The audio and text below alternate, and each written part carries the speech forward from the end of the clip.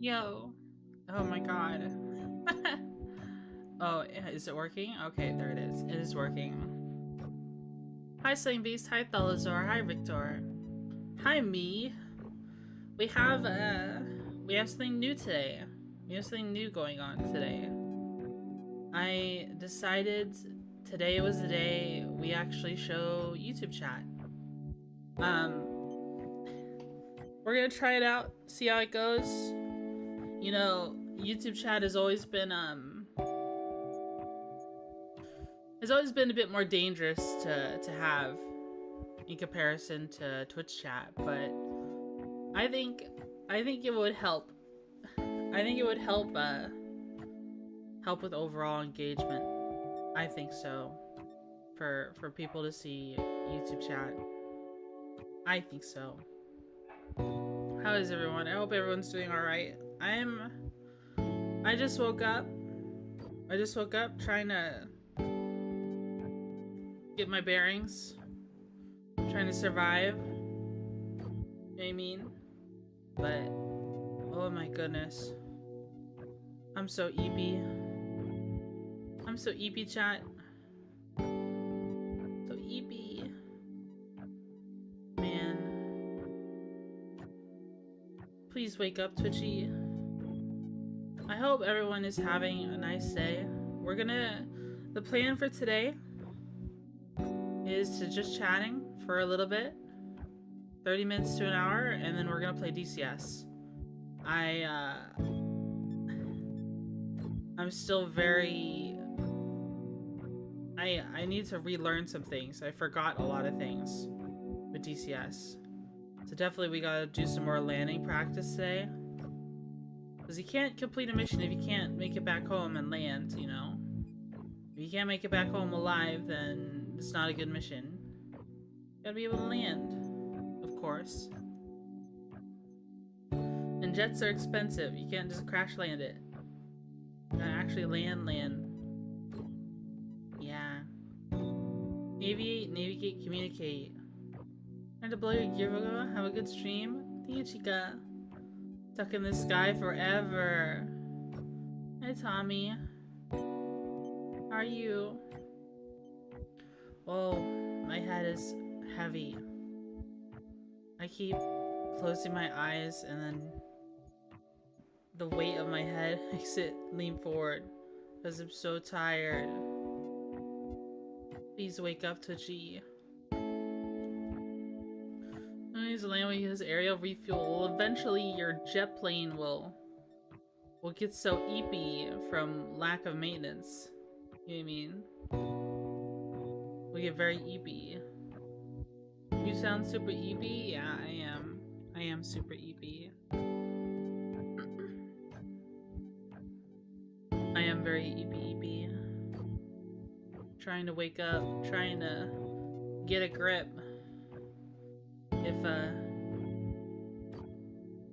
If the world would let me. You know what I mean? If the world would let me. If nature would let me. Wow. Wow.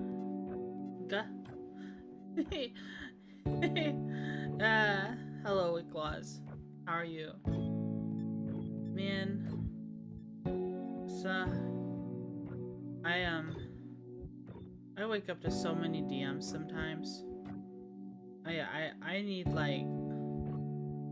like a secretary or a manager to go through them all when I wake up, because it's like, so I wake up just before stream starts. Like, I literally woke up like a moment ago, and it's just like, oh geez, 20, 40 plus messages, and it's like, oh god, I gotta go through them all. So people will be like, hey, you ignored me, and I'm like, not on purpose. Not on purpose. Just woke up and I had to stream. What do you mean? What do you mean? Don't want people to feel neglected though. I love the Night Owl's time. Time to add to Buggy's DMs +1, no contribution. I see. I see. That's a good idea. It's a good idea. It seems like the one day I decide to add YouTube chat isn't moving at all. No, YouTube chat is gone. No one is there. No one is there. Oh well. Oh my god. I'm so tired. What should we do to wake up? Should I pinch myself? Should I pinch myself? Maybe pinch my eyebrow.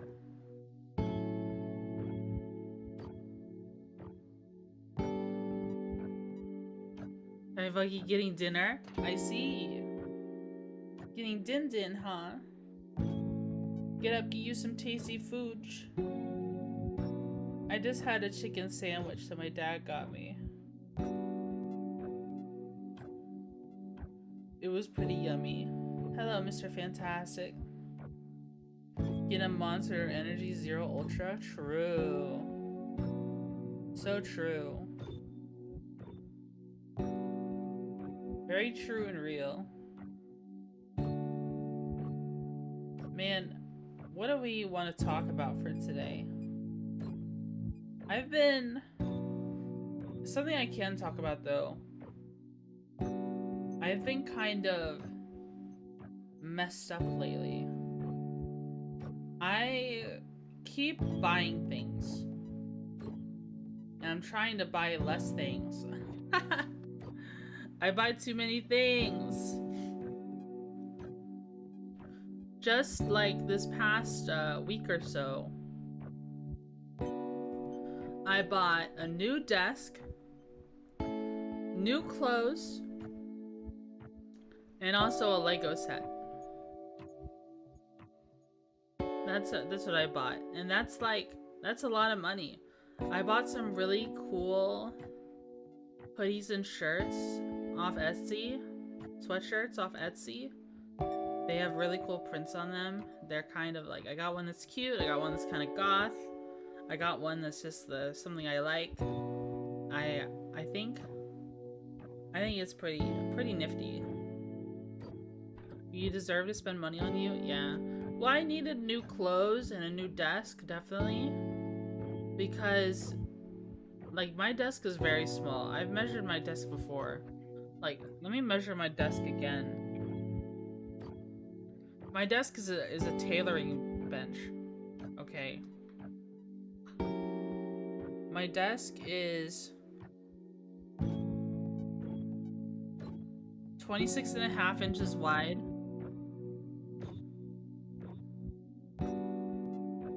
By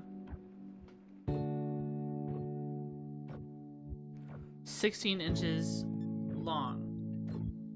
That's what it is. It's very small. So, getting a new desk is long overdue. This time I'll have like an actual wide desk I can fit everything on. I'll be actually able to, like, you know, I like to move my legs around because I am pretty restless.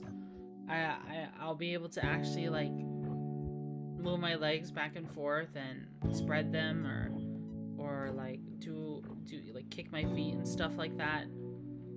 I'll be able to do that now with the new desk I got. I need to set it up though. I'm setting it up on Wednesday. Yeah, the new clothes are overdue. The desk was overdue. And then the Lego set, I mean, I could build it on stream and it's a business write-off, and it's something I wanted. Though, it's just like, it feels like every time I get money from Twitch, I spend it all. But like, that's kind of typical for businesses just starting out, don't you think? There's a lot of stuff I can do to improve the stream all the time, and that's what I tell you guys. Whenever I make money off of stream, I use it to improve the stream. It goes into the stream some way, shape, or form. Now, the clothes aren't a business write-off, they're for me, but still, like, I needed them, right? But the desk is a business write-off for sure, especially if I do a hand cam stream and then you guys get to see the new desk. And the Lego set, when I build it on stream, yeah, that's a tax write-off. It's a business expense. Do you set aside a set amount for savings? Yes, I do. Every single month. Every single month. Every single month. In fact, I'm very okay on savings. I don't live paycheck to paycheck due to my spending. I actually have quite a bit in savings to where I have a lot of cushion. Like, I need to validate your purchase. You understand you gotta do what you gotta do. Yeah, but I also have been in that mentality before where I buy things for the sake of just feeling better, you know. I don't know if I'm doing that on accident or I convince myself that I need something when I don't really need to. But I just need to lock in. That's all I'm saying. I'm not critical. I just need to lock in and not buy stuff. I have been buying less stuff lately because I've been doing less DoorDash. I used to DoorDash 2 or 3 times a week. Now I don't DoorDash much at all. I'm trying to avoid it at all costs. I mean, by now I would have typically DoorDashed at least once this week, but we've avoided that so far.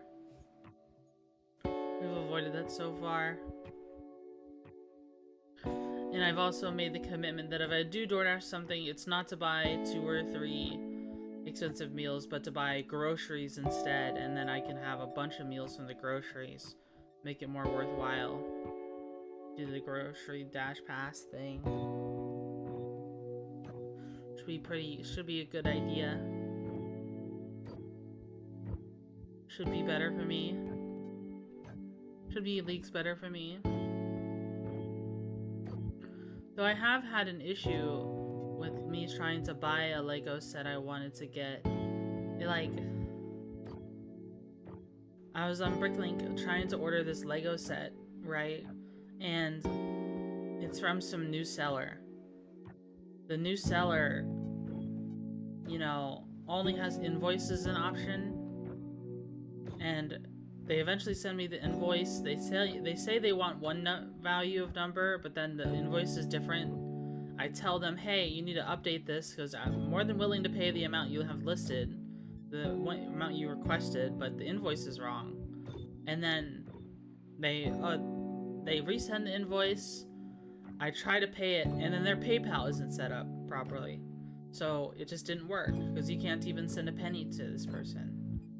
And it's like, man, going back and forth, sketchy AF. I mean, it's a reputable site and it's PayPal goods and services, so it's like it helps protect you.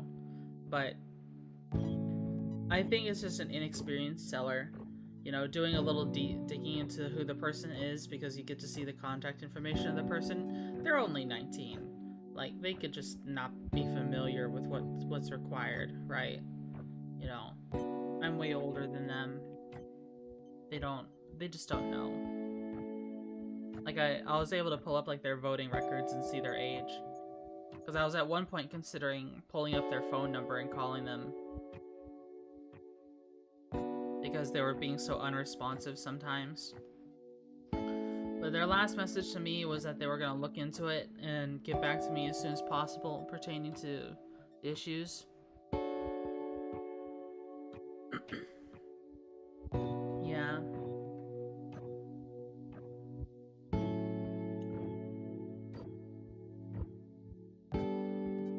Sorry, I was drinking a little bit.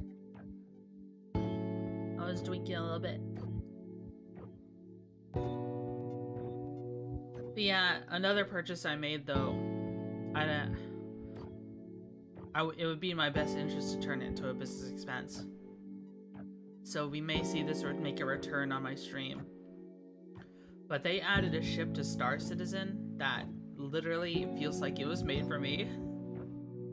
So much so I melted down other ships to get it. Like other ships that I'm fond of to get it. The Ramshackle Cutlass? Yes. It's perfect. It's literally made for me. The Graves Market Shiv looks freaking amazing. Hello, Night Assassin. Hello, hello. How are you? Thanks so much for the raid. I don't think any of my mods are here just yet, so I'll go ahead and give you a little shout out. A little shout out of all time. Hi, Fake Nix.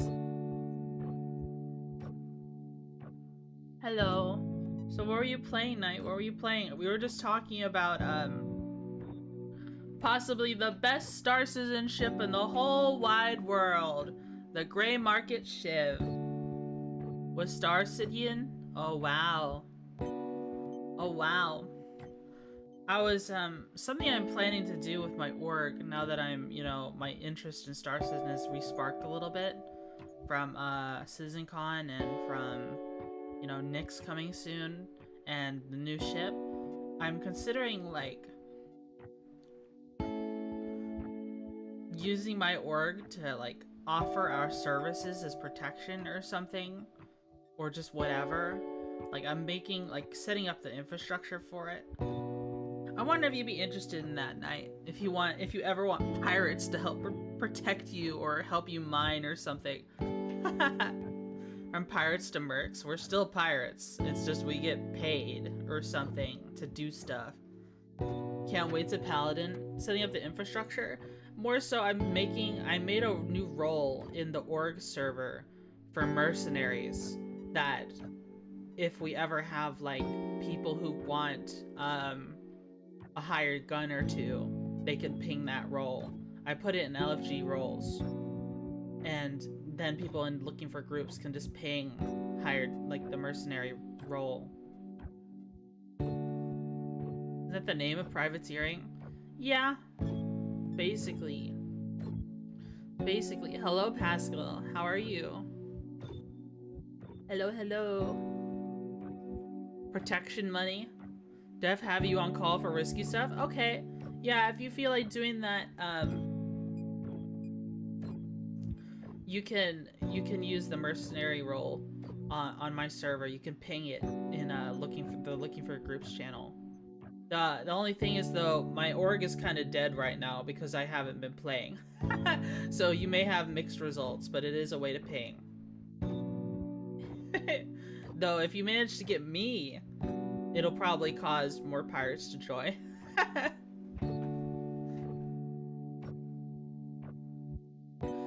So you also gotta be able to set limits too. I think that'll be funny. I think that'd be funny. Because I know how to mine. If you ever, like, Nyx is gonna have a lot of mining stuff especially. And I always typically fly something with at least a little storage space. Especially now that the Shiv, like, typically I would fly the blue, and the blue doesn't have a whole lot. But unless you need a tackler like a blue, I'll typically fly the Shiv. Because that's got decent storage space and decent gun. Did you ever play Levski when it was in? No, I didn't. Pascal is comfy. That's good, Pascal. That's good. Do you see the new chat, Pascal? Do you see YouTube chat now? Hopefully that makes people on YouTube more likely to talk. I think it will. I think people will appreciate it more. I do, it's red. Yeah, it's YouTube red. Hello, Liren. How are you? How are you? How are you? How are you? I pay in Deluxe Burger. I would like Deluxe Burger. Man. I decided to, I know I said I wouldn't talk about my eating habits anymore, but I'm trying to be more positive lately. Tyre just woke up. Oh, good morning. Good morning, Liren. Good morning. So in general, like, one of the last recurring themes of stream, especially for what I talked about on Thursday last week, was acceptance of myself, right? And not obscuring physical aspects of myself because it made me feel guilty. Something that always makes me, you know, people are after the announcement on Thursday, people are acting upset, obviously. You know, some people are upset. Maybe not so much with the announcement itself, but more so my delivery, or people misunderstanding what the point was. You know, for those of you who missed Thursday's stream, I wanted to be honest. I wanted to be honest. You know, so I'm gonna say it again. But on Thursday's stream, the VR chat stream that we had last week, I announced that I have a boyfriend now. And you know, VTuber taboo, typically that's something you hide forever and ever and ever because, you know, it makes people, you know, female streamer, oh, she's soiled, oh, she's ruined, you know, people have that kind of mentality. But like, I'll be honest, guys, when people are parasocial towards me, and I happen to be in a relationship during that time, it causes me to feel really guilty. You know what I mean? It makes me feel extremely guilty. If people are parasocial towards me, I feel like I've betrayed them if they don't know the truth, right? That's my thing. And then it's like, I haven't been, she's not feeling nicer anymore, unfollow, ew. Yeah, I get it. And then it's just another thing is like, I haven't been in a relationship for like a long time because I had a 5-year relationship back in like 2023 and it was just so damaging. It took a long time for me to get back in the saddle, and it's not just like, it's not just, hey, na boo boo, I have a boyfriend now, GTFO. It's literally like, okay, this is like Twitchy recovering, right? This is Twitchy recovery arc coming to a closure soon, because it's like, I'll be honest, I've told the story before. Back in 2023, when I first started streaming, I said I was ready to end it at the end of the year. And the reason why, I never said the reason why, but it was mainly because of the breakup that I had just not even a month or so prior to me streaming for the first time. It was really hard to come back around. You know what I mean? It was really hard to get a grip. So I feel like I owe those people an apology who felt my delivery was, you know, a little cocky, a little gloaty. You know, I didn't mean to do that. You know, obviously I care about your feelings too if I'm going to tell you the truth so that you don't feel betrayed, right? Because it's like, imagine I did what all the other VTubers do and I just hid it, and then one day it slips out. That would have hurt a million times more, right? That would have hurt a million times more. Hiding it just doesn't feel, it would have hurt me too, because it would have, you know, I would have seen your reaction, see how upset you are, and realize I've been making a mistake this whole time. Part of it, like, I enjoy being open and honest, right? I don't like to obscure myself too much, right? I mean, obviously I'm not a velvet ant girl in real life, but like, sorry, I started coughing. Oh my god, I probably sounded weird. It was you're not a velvet ant in real life? Unsubbed. Friends with you since like 2021, Boogie. I'm happy you're happy. Yeah. Yeah. Sorry, I started coughing.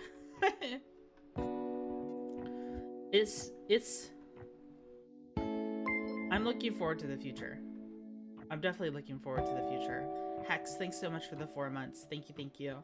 I'm looking forward to this new chapter of Twitchy Buggy. Okay. I think it's gonna be a good time. I haven't been this passionate, this motivated in so long. I think it's gonna be a good time. Lyrian, thanks so much for the 2 months. Thank you. Thank you. I appreciate it. Thank you guys for the subs. You know, the subs have been really helping me out a lot lately. People have been subbing so much, it's actually like, it's helped like, literally this month, like almost doubled my typical revenue from Twitch, which I really appreciate. Really helps me a lot. You know, I can use, like I said, I can use that on a new desk, like I'm doing, on new clothes, stuff like that. I think the only thing I have pending clothes-wise is I need to buy more socks because my dog keeps stealing them all. All my socks are gone. They end up getting buried underground outside. In grocery moment? Yeah, groceries. Haskell, thanks so much for being a member on YouTube. Thank you, thank you. Thank you. Doggo tax? Yeah. I need to find more ways to improve the stream as well. I want to like combine activity feeds of Twitch and YouTube, but it still doesn't let me. I don't know. It doesn't let me.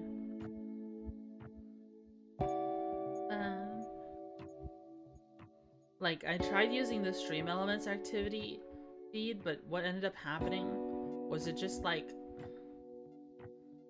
it just wouldn't hook properly. It's against TOS, right? No. Not for my personal consumption, not for OBS. And that's not something you could see. It's not against TOS to combine activity feeds. It's against TOS to combine chats. That's why... and I actually misunderstood it for a long time. I kept the chats, I kept YouTube chat actually completely obscured for the longest time until today, because what ended up happening was I misunderstood Twitch TOS on it. I thought you couldn't have chat, like Twitch chat, YouTube chat on screen together at all. But then I see so many other VTubers doing it that it's like, oh, okay, maybe it is fine, right? It seems like they just have it separated like this. You know, one side is this one side is the other one. Hi, Ghost. Hi, Ghost. How are you? Also, for the sake of... I feel like I screwed over Scab somehow, because I had just had that long collab with him like the weekend prior, and then I had my announcement on Thursday, and then immediately people started ratting. Guys, Scab isn't the +1. He's not the +1. He's not the +1 at all. I feel like I need to say something to him, and I feel like I need to apologize to him. That I'm gonna reveal who the +1 is on Thursday. Okay? Assuming everything works out. Assuming everything works out, because Thursday's gonna be a hand cam stream. It must be the last guy she talked to. Yeah. Thursday's gonna be a hand cam stream, and I'm gonna open up a gift from the +1. From the boy bug. Don't feel pressure to say who it is. Well, it's something we both want to do. We both want to be, you know, present, right? You know, context is needed, because it's like, if we start doing stuff on stream together, people are gonna be like, who is this person, right? You do it Sunday or Monday? I work Friday. You said you changed it to Thursday. You goober.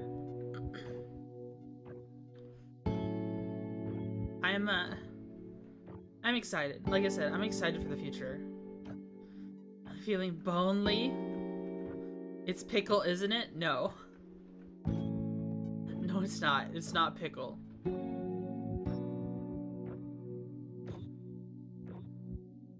Ghost, you silly goose. You silly ding dong. Ding dong throws a rock at your head. No, it's Pickle. Pickle NTR confirmed. No. Not Pickle NTR. I do want to hang out with Pickle again. I haven't collabed with Pickle in forever. Well, no, we had the Farm Sim collab with Ken and Bagman and Pickle. She knocked up Pickle with her stinger. Now they got to get married. No. You know, Pickle has Star Citizen. I want to play Star Citizen with Pickle. I want to play Star Citizen with Pickle. She's so cool. She was so silly when she was flying, though. Though I feel like now that I have my HOTAS and I think I have it set up properly for real this time for Star Citizen, I'm gonna fly like a fucking jackass, man. What's gonna end up happening? Well, I'm gonna tell you what's gonna end up happening. I'm gonna be learning HOTAS for so long for Star Citizen, it's gonna mess up my DCS. I'm gonna do DCS wrong because I get used to Star Citizen. Used to Star Citizen flying. Then, whenever PvP happens, because I still suck with the HOTAS, I immediately switch back to mouse and keyboard. And then, when the PvP ends, switch back. This thing has no lift, it's super weird coming from DCS, yeah. It is odd. And then, I'm gonna be doing that for a while. Until I feel like I can HOTAS with, for PvP. Something I might also do, though, is I got trained, my original PvP training came from Avenger Squadron. I might ask to do the PvP training again, but this time from a trainer who uses HOTAS. I don't know if I want to buy a second stick. You know what I mean?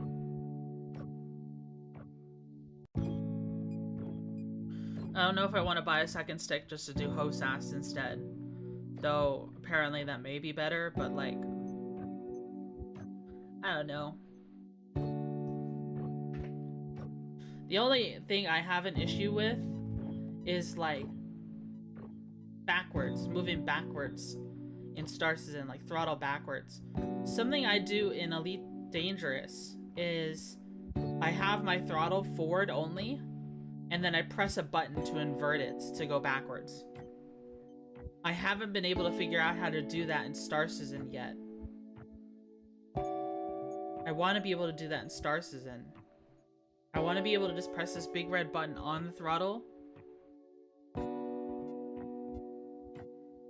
And then that's it. Just get twin T16MS for cheap and train on them. Should be really cheap used. I don't need to do that. Well, once my new desk is set up... Once my new desk is set up, I can actually overhaul my sim stuff more. I'd have more space for the throttle. I'd have more space for my sticks. I could probably get some like Monster Tech mounts or something like that. It is an adjustable desk though. I don't want to overbear it with equipment, but you know what I mean. Like I can change things up. Forward and back in the the thing is I could work with that. I could work with that. It's just for some reason I have such the hardest time centering my throttle in the middle, so I always end up moving slightly. I need a throttle with a notch in the center. Yeah, that's what I need too. Because mine like it's just always off by very slightly. Use a dead zone access in the game. Okay, I have to learn how to set up the dead zone then. Just a slight dead zone would really help me. I also wish Star Citizen's like HOTAS setup stuff was more fleshed out. But I mean like the interface, I really like DCS's interface for the keybinds and controls. It makes a lot more sense than what Star Citizen has currently. SC HOTAS setup is horrible, yeah. DCS is top tier, yeah.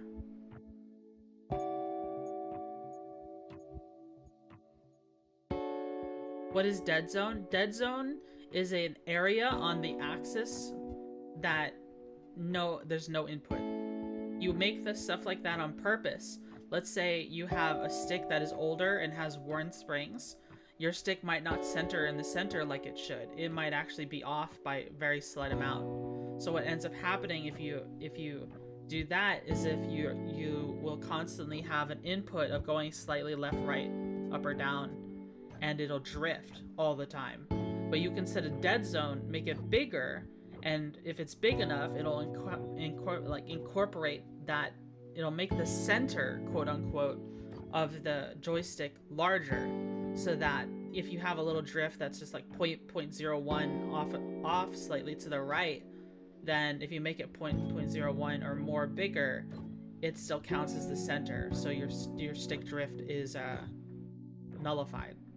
That's what a dead zone is. That's the use case I think of the most. Or in our circumstance, we have a throttle, and the throttle counts for both forward and backward thrust. Well, that means in the middle, there's no thrust. Well, if the center is very small, it's very difficult to center your throttle. So you would have to do is make the dead zone bigger, so it's easier to center your throttle. Thanks so much to the follow, Anti-Hurry-Toes. Thank you. Thank you so much. I can see us. You can press a button, it'll take you what it's bound to in the control menu. Choose yourself. You try to track IR and SC again. Apparently they fixed the HUD not being aligned in 6 degrees of freedom, but only 3 degrees of freedom. Oh. That does sound pretty cool. I'm just trying to figure out, when do we have time to do Star Citizen again? Honestly,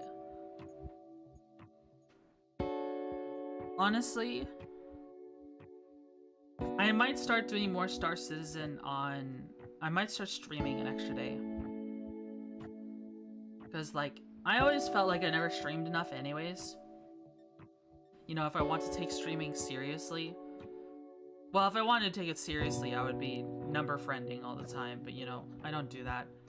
It's just, I definitely don't have enough watch hours, right? I definitely don't stream enough.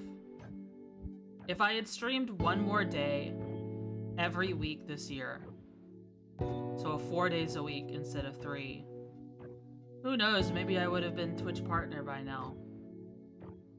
But you know, do your best not to dwell on things like that, right? Twitch partner isn't ultimately a super end game goal for me. It's just like, if you get it, you get it. It's nice. But like, I don't know. It's, I want to play a game, but it's hard to fit into the schedule. I already know next month,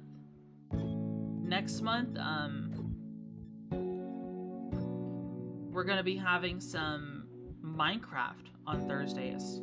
So next month is gonna probably be Flight Sim Tuesdays, Minecraft Thursdays, and then Mass Effect Saturdays. And then Friday would be the occasional, if I can fit it in, a late stream of Star Citizen. And maybe with other people, we'll see. As long as it's a controlled environment, you know, not too many people. You know, I do know that Moonshine plays with a lot of people on Star Citizen on Fridays, but I can't always join. Especially because I get, like, he likes to fly as Idris, which is awesome, but I get so flustered and it's hard to stream if there's like 12 people there and they're all talking. You know what I mean? And it's not like they're doing anything wrong. It's just like, I can't engage a chat and I don't know if people want to hear that all the time, right? You know, it makes it harder to engage a chat unless I just straight up deafen, and that's just not ideal. But like, if I turn Fridays into like a smaller stream, maybe, you know, like for people who used to watch Newt and Edit a lot during the Zomboid arc that I had with them, and then eventually Seki joined and some other people joined too. I used to play Zomboid every Friday with Newt and Edit for like months, right? I just never streamed my perspective. You know, I'm typically playing games on Fridays anyways, is the deal. You know, unless I'm just so busy. It's just at a later time. So maybe I might start adding I might add to the schedule. You have build 42 Zomboid? I know. Give like multiplayer for it. Give multiplayer for it, for sure. I might change my schedule on Twitch to include a post 8:30, maybe a 9 p.m. Eastern Standard Time or 10 p.m. Eastern Standard Time stream. Probably closer to 10. And if I start early, then it's whatever. You know what I mean? That'll just happen sometimes. And it'll be something like Star Citizen. I really want to, because I might even do entire streams dedicated to just HOTAS practice, you know? Flying around the verse, maybe doing like little racing things and trying to move around that way. You know what I mean? Just so I can develop the hours behind using the HOTAS that way. I think it's a good idea. And then maybe people could come along and stream snipe me for fun. That's always fun. You know, I think I've been stream sniped once, but I didn't even realize it was stream sniping. But like, every time I ask people to stream snipe me, it never happens on Star Citizen. I'm like, guys, you guys can come fight me if you want. I love PvP. Like, let's fight. Like, you could bring a whole squad of dudes. I'd probably get my ass kicked, but it'll be fun. You know what I mean? And I've definitely picked fights in Star Citizen that, you know, I definitely couldn't win. I remember one time jumping a Gladius because I didn't even look at what the ship was. I was just fed up because I had been hunting for so long. I just like, alright, turn on the fucking QED as soon as I saw a ship. And it was a fucking Gladius, which has no loot, but I QED'd it anyways. And we got into a fight. I saw it was a Gladius. I was like, okay, never mind. I don't want any smoke. It's just a Gladius. Doesn't have any loot. Turn the QED off, but he's ready to fight anyways. Okay, I turn the QED back on. And we're fighting. I'm kicking his ass. Little did I know he had a buddy in a fucking Idris in the OM. And his Idris just snipes me with the laser out of the fucking sky. It was so funny. It was so funny. I tunnel visioned so hard, ready to throw hands at the next person I saw, that I got sniped by the Idris. Well, the Cutlass, I was flying the Cutlass Blue, you know, I got like the most kills in the Cutlass Blue more than anything. The Cutlass Blue is wrecked, but it's not blown up. I crawl my way out of it. The guy in the Gladius parks his ship next to me and is getting out of it, and I'm about to meet him out there. I went out there, I didn't even pull my gun out, because I didn't even recognize, you know, oh, I should be fighting this guy at this point. No, I wanted to VoIP with him. I wanted to be like, GG, bro. I wanted to be like, that was a lot of fun. And I forgot that I completely unbound voice for stream because I don't want to hear other people's VoIP, because, you know, people could say bad words.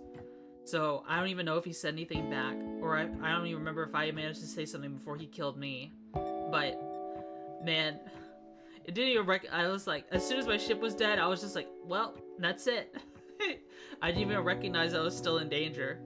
It was a very fun experience. I enjoyed that a lot. And now that we're getting back into just thinking about Star Citizen again, I want to also explore the possibility of like, what kind of components are you know, worth using again. Because for me, you know, I'm a pirate. It feels like stealth components are the go-to for anything, because, you know, why do I need to be able to sneak up on things, right? It's important for me to be able to sneak up on things, right? If I'm not able to sneak up on you, then I'm not able to take advantage of the situation the best way I can. So I almost always run stealth components. More distinction between stuff and elite? Yeah, everything seems kind of like, okay, I can recognize the iconic older ships in elite. Like the ships I like. I like the Eagle. I like the Cobra. And I like the Asp. Praise be to Space King! Hello, Cube. We love Space King. Too bad I can't hang out. I can't hang out with the Space King Psycho Warriors. Be positive. Yo, I actually learned that gang sign in middle school. No girls allowed. Be positive. The coagulators are so funny. They're a very good like satire of I can't remember. What chapter are they literally a satire of the most? Probably like the Blood Angels or something. Probably like some just chapter of them. Probably maybe like Flesh Terrors. That beef though, thanks so much for the follow. Thank you. I appreciate it. Yeah, just Blood Angels. Is it just typical Blood Angels? Well, Blood Angels are vampires, is the thing. They're literally like vampire Space Marines.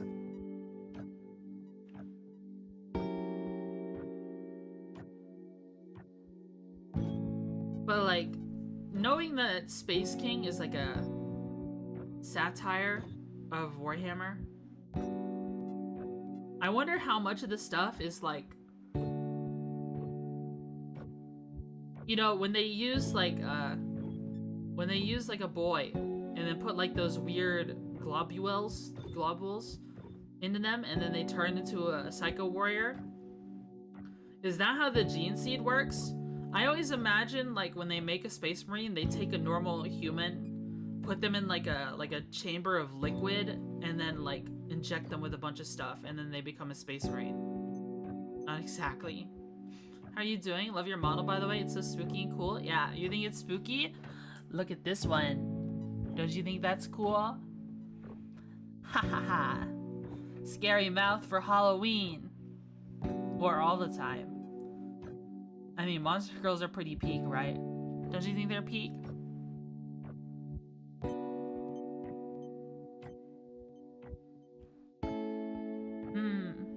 Let's see.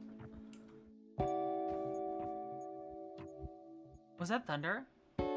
No, I think it was someone moving something outside. Users went Nintendo on protecting their IP. Went after fan contests. The Space King was made after they got a nasty gram for their 40K animations. Yeah. It's a series of super invasive surgeries. Oh. I see.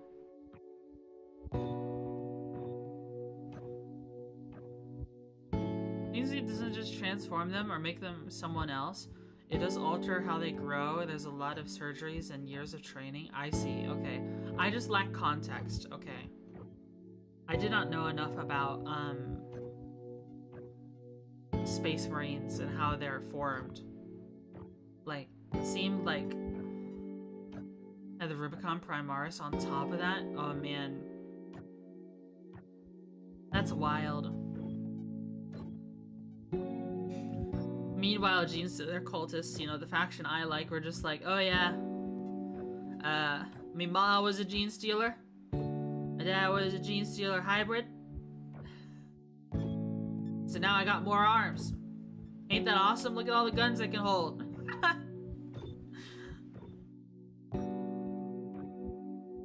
That's how you make a gene stealer cultist. Blood angels, they're locked away in a box for a year and then the blood transforms them. Really?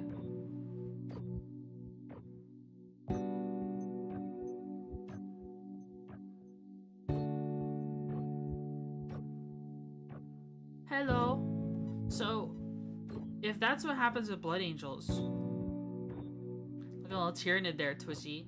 Yeah, are you gonna inform the democracy officer?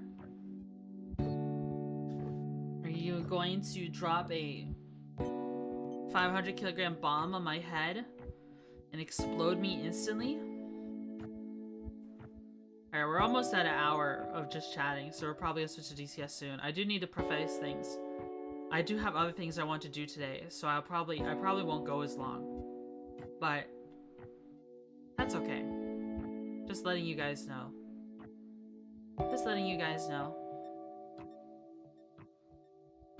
Terminants? I know. But people like to use them interchangeably for a lot of fun. Especially since I know Cube is here. He always appreciates Helldivers.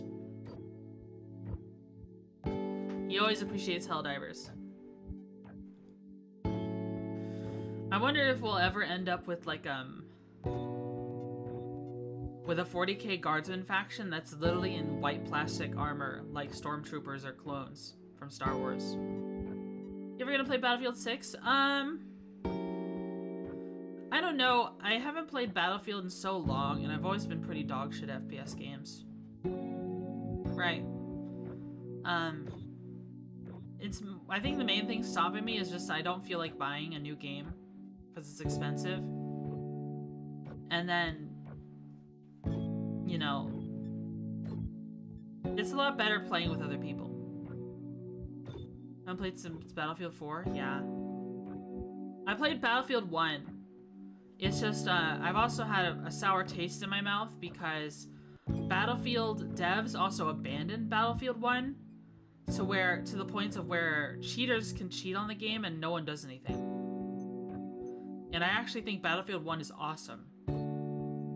Even though I suck at it. I just love using those old rifles. Those old rifles and guns. They're so cool.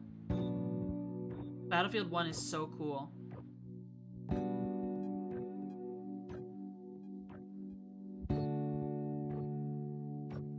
This has been a pretty good launch, IMO. I hope they keep up with it for a very long time. I hope they keep that game going for at least 4 years.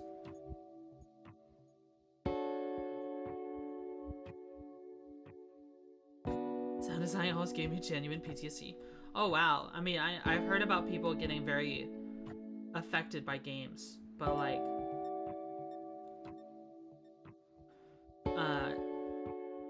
saying you get PTSD from something, or maybe something triggering your, I mean, I can understand something triggering your PTSD, but something giving you PTSD from video games is something I haven't heard of.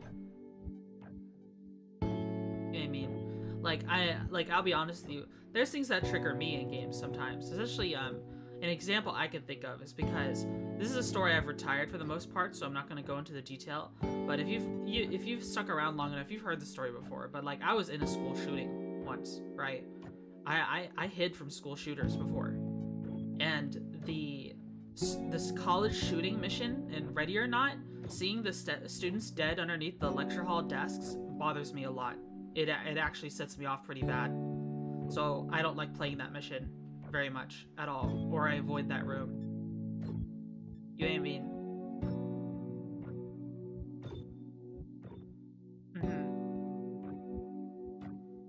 That was pretty brutal. Yeah.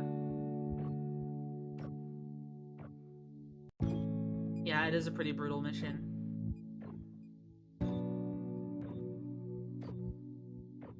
It's and I accidentally, like, you know, I streamed with Himawari. Himawari is pretty cool. Himawari has some, you know, Himawari worked security and has all kinds of like armed security, and you know, he's been in the sandbox, right? So there's some stuff that sets him off in Ready or Not, and I like accidentally set him off once because he was spectating me, and I went into a room he told me to avoid, and I felt really bad afterwards. Ready or Not is such a good game. It's just like, you know, it doesn't hold back. Except for, I guess now it does, because they started like nerfing the gore and stuff, but like the gore doesn't bother me. I'm used to gore. Like, I've played Gears of War. I'm used to violent animations on Flash and Newgrounds. Like, gore isn't that scary. I had unrestricted internet access, you know? Growing up. Seeing all kinds of things. My television has more gore and the college hits harder, yeah. This got updated today for Steam Deck. The high school ships people a lot, yeah. Man. Ready or Not good game, but holy smokes, you need to be mentally prepared for it.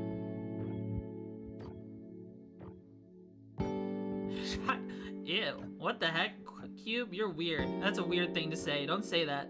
Don't say that. What the heck? Yeah, you mean like eating chicken livers, right? Fried chicken livers? You know, a American Southern staple. You know what else is in real life gore? Eating a hamburger. Isn't that fricked up? Isn't that fricked up? Or do you just mean working in a medical field? Because I know, Cube, you're medical. You're like, what was it again? I can't remember what you said. You're like fire medical? I can't remember. What do you call your exact position, Cube? Are you a paramedic? Man, no, I'm hungry. Firefighter, paramedic, also a rescue technician. Right. So, you know, I'm sure you've seen your fair share of stuff. I'm sure you've seen your fair share of stuff. I had to take my first aid training recently for my job. I got my CPR certification recently as part of my job. Even though I'm just a camera room guard, they want everyone trained on it, which is fine. I'd understand that. I mean, it's another cool thing to put on my resume at the end of the day. IMO. You know, hey, I know CPR. The thing is, though, the client I work for still wants mouth-to-mouth. But if we're not given a mouthpiece, we're not expected to do it. But they wanted us trained on mouth-to-mouth. Yeah.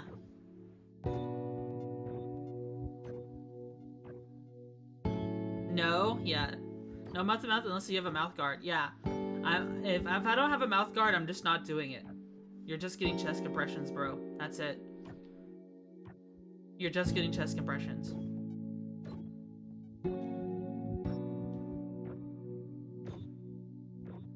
Because I don't want to get all your STIs or whatever diseases you have just because I wanted to save your life. Only for you to sue me because I missed your do not resuscitate tattoo that you have on your freaking thigh or something that I'd only be able to see if I had stripped you down completely naked when I found you unconscious in a room somewhere. Just break your ribs. No, sorry, man. Yeah. Do not resuscitate tattoos are not legal. We're protected by Good Samaritan laws. And I'm protected as long as I do whatever I was trained on. If I was trained for something,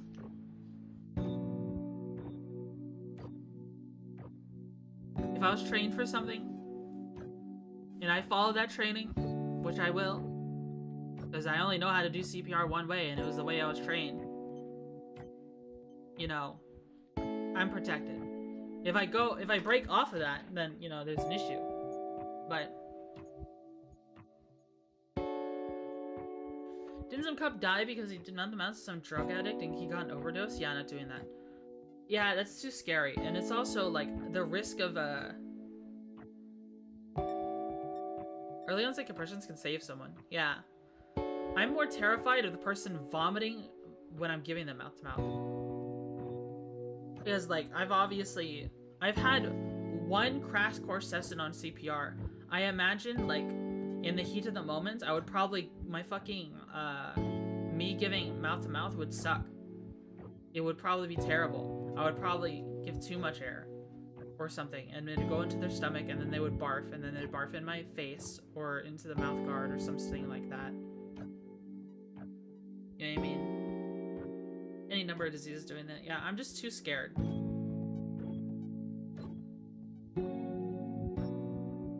I'm just too scared. Hopefully I never have to use my CPR training. Bag valve mask with a football ass shape. You pump air in their mouth? Yeah. My dad is getting pretty old. I need to ask him, you know, what does he want me to do? Now that I'm CPR trained, now that he's old. Because he's old enough to where if I gave him chest compressions, it'd probably break all of his ribs, right? Like, does he want me to keep a AED in the house? Is that what it's called? AED. I probably should buy an AED and get familiar with it. And just keep one in I break ribs, yeah. Keeps just doing his job.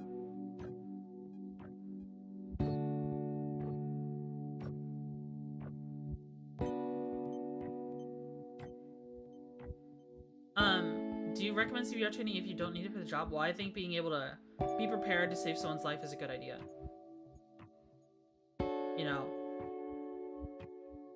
people will thank you a lot. You know, you can have your moment of being a hero, saving someone who... Well, it's not just that, you know, it's just like you should help other people, right? I think everyone when they're little imagines being a superhero. I think stuff like first aid, first response stuff is the closest thing you can have to being a superhero, in my opinion. You could save someone. You could save someone's life.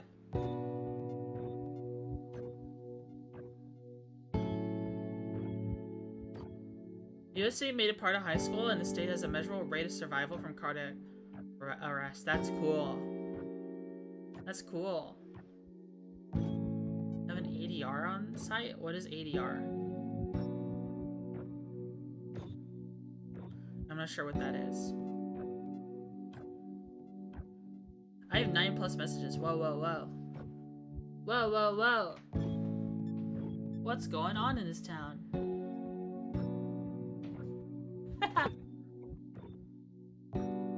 I see 2 messages here.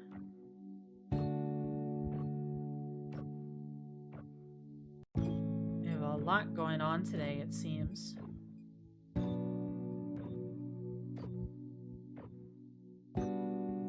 Who ping me?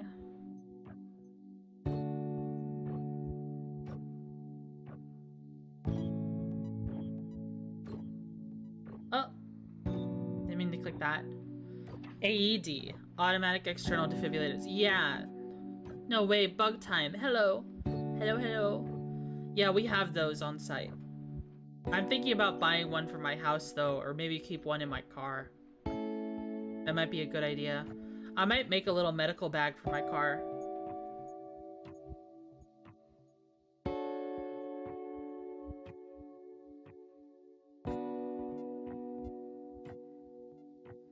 Aren't AEDs really expensive? Can you put a price on saving someone's life? Is there a price you can put on that?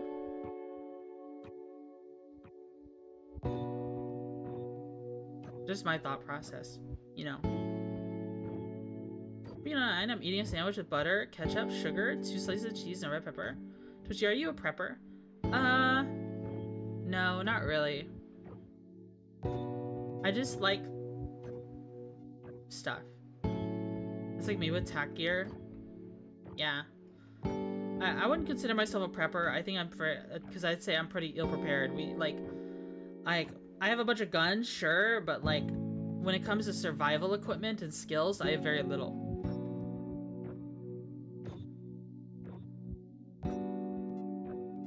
Sure, I like a ballistic helmet. It's like $600, so I like my skull intact. Yeah, that's true. I mean, not really my point, but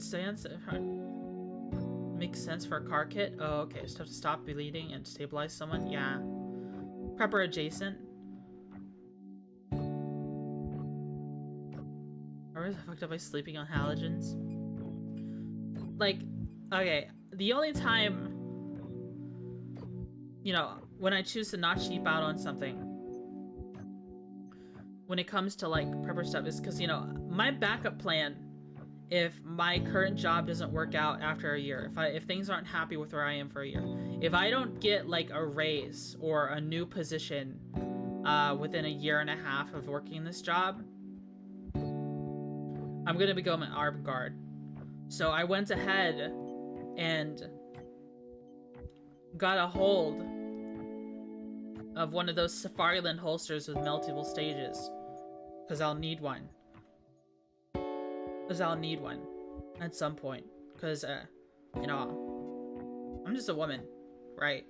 Someone could rip the gun out of my hands or just rip it out of, like, I don't know. They'd grab the gun and just, like, yoink it, like, yank on it really hard and it might break my belt or something. You know, I want I want the holster more secure. I don't know. You just gotta be like, I just want more security for it, right? You know how many female officers I see, like police officers, lose grip of their gun in some way, shape, or form?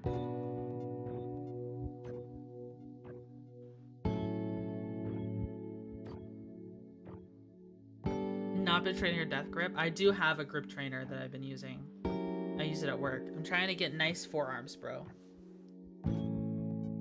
But the best security is practicing weapon and tool retention. Yeah, because like you'll find posture check. Okay, thank you for venom. You'll find that the biggest danger to yourself is a lot of times your own gun because someone rips it away from you. Right. Have people try and grab my gear before? Yeah, I'm kind of like, I don't really like the holster I have for my concealed carry right now. If it wasn't for the fact that it hid so well, then I'd be okay. I'd actually would have gotten rid of it by now. I mean, but like it's just one that's the gun slips in and out of. You know, someone behind me in line. I don't like it when people are behind me. If I'm concealed carrying, because I carry it at my 4 or 5 o'clock. You know, just above my my right ass cheek. What do you call that? Like a kidney carry. If people are behind me, I get really anxious. Do not get behind me. I would rather be against the wall. You know, because I've seen videos where like, you know, some guy would be at line, you know, he's just trying to buy food from his family. He has a concealed carry, but it doesn't have like proper retention or something like that. And then just the person behind them just grabs his gun, steals it, and shoots him with it, and then robs the place. I've seen that before. That's like some Hollywood shit, but that's something I've seen footage of before. Like that's a thing that can happen.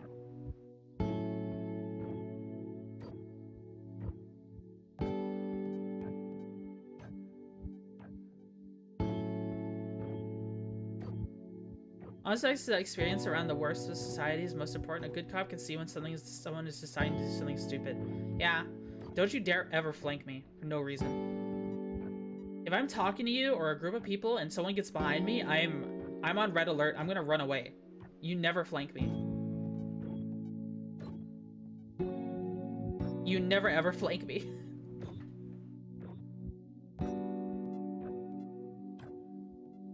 If you corner me, I will kick and scream and bite the shit out of you. If you do not, if you corner me somewhere. I don't like open carry people. Yeah, I mean, the only time I understand open carry is if you want to carry and your state forbids concealed carry without license, but allows open carry. It's a little weird. There are some states where you cannot conceal carry with alcohol in your system, but you can open carry with alcohol in your system. It's a little weird. Some states are like that. Like here in GA, we have constitutional carry. That's cool. Constitutional carry is cool. I don't know what my state has anymore. I haven't checked in a while. People keep talking about constitutional carry for my state. I don't know if it ever got implemented. Okay, open carrying the Ruger 557 in supermarket. Like, what in the world made you do that? Yeah. You know, I feel like it's also gonna find something you're comfortable with. Like, people walking around. I mean, Ruger 557 is it's the 5.7 handgun, but like, isn't it a handgun? I would hate for something to be in the way all the time. I'm already carrying a purse, bro. And you know, I can't keep the gun in the purse because you should, yeah, if you're a woman and you're concealed carrying, you never put it in just in your purse because it's a bad idea because a purse can be ripped away from you. Just an FYI for any women in chat, though I know 99% of you are men. Purses can be ripped away from you. It should always be on your body, on like a discreet holster or something.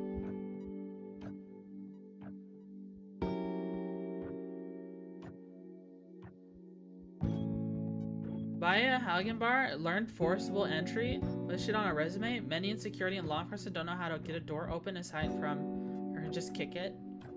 See, it banned Glocks, by the way.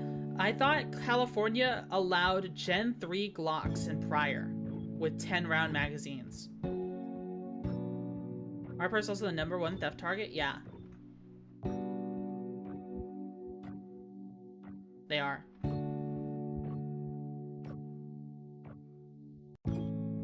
They are. That's why I kind of also, that's why Glock still sells Gen 3s? Yeah. That's also why I've been kind of switching more and more, especially when I go to work, like since I carry a laptop, as I, can't fit a laptop in my purse, so I've been using a backpack more often. Very recently, they banned them. I see. Well, I wish all Californians a very nice revolution one day, where they can, you know, overthrow their tyranny state government. It's kind of crazy what they get away with. Very strong opinions on gun control. They'll go off on a tangent, so I probably shouldn't partake. The only thing I have about gun control, I believe in gun control for one thing, and that's just keep the guns out of the hands of criminals. Otherwise, everyone should be allowed to own whatever the military owns. That's what I believe. Just keep it out of the hands of criminals. If you commit a violent crime, you lost your gun rights. That's it. Sorry. You also lost your right to vote. I don't think you should own a gun anymore if you commit a violent crime. Now, if people think you're going to commit a violent crime, and you haven't committed a violent crime, or let's say your ex is scared for their life because you own guns, though you haven't made any threats or anything like that, and then they take your guns away, I think that's just straight up tyranny. I think that's bullshit. Right. I know of women who have fucking done that to men. And I hate them. I hate them for it. Like, you just fucked up. You just fucked up your ex's, like, ability to own a firearm. Red flag laws. Hate, yeah.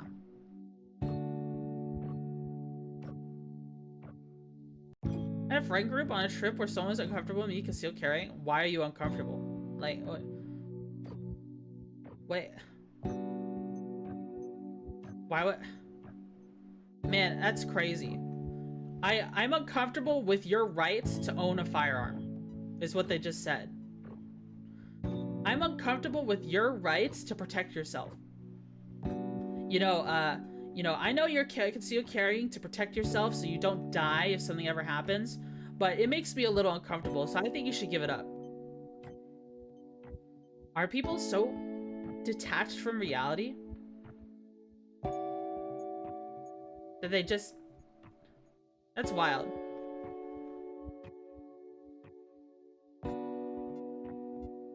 Yeah, I won, then did it anyways.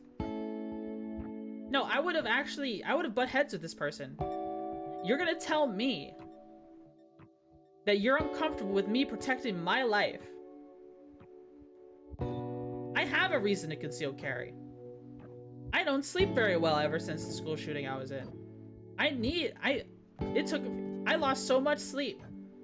I was too terrified to sleep until I had a gun near my bedside. It took forever. You know what I mean?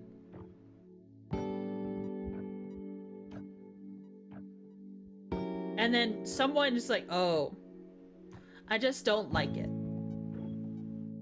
Is what someone would tell me, you know, as to why I shouldn't conceal carry. Well, just I made the complaint anonymously, so man, what a pussy. Honestly, my constitutional rights don't end where your personal feelings begin. Yeah, honestly. You'll be dumb. Yeah.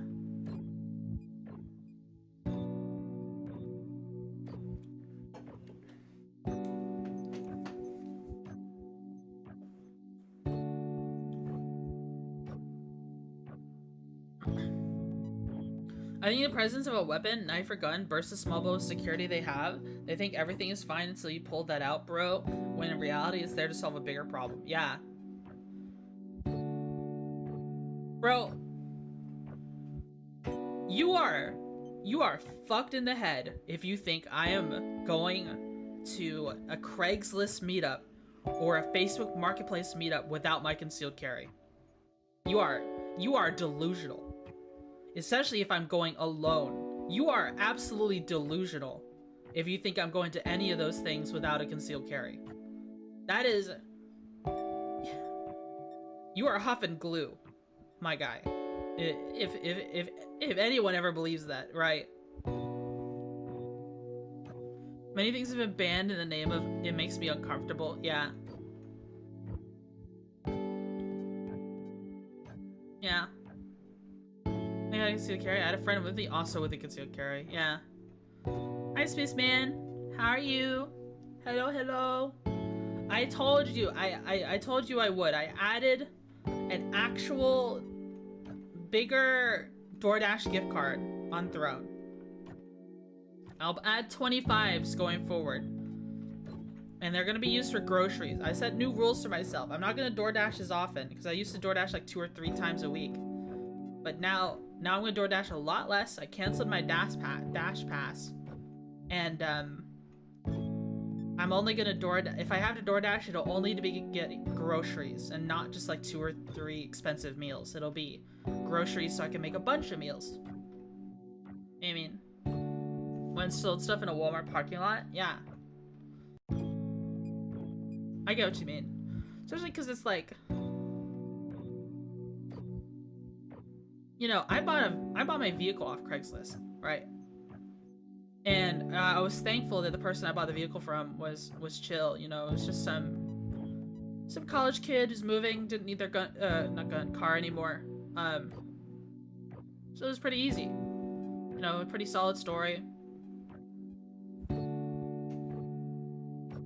Yeah, they finished college, needed to move. They had a car there. I think they were there for a long time. I think they had been there for like 6 or 7 years because I think they were actually like going for a master's or a PhD or something. But then life changed and yeah, they were just moving. So it's easy for me to buy a car at that point off Craigslist. You know, you never know. Never buy a car after never buy a car during or after hurricane season, by the way. That's how you get a flood car with numerous water damage that's never said. Even if it turns on, even if the car runs, you never know. It might just have terrible damage to it. Never buy a car. Got it. True. Just don't buy a flood car. Look at their headlights. If there's water inside the headlights, it's a flood car.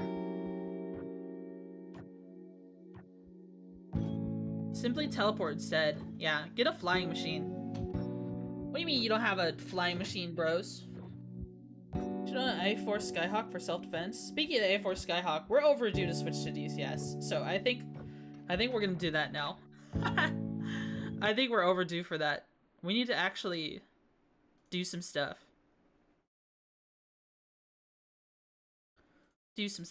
Alright. Maybe I should put myself on top of the chat.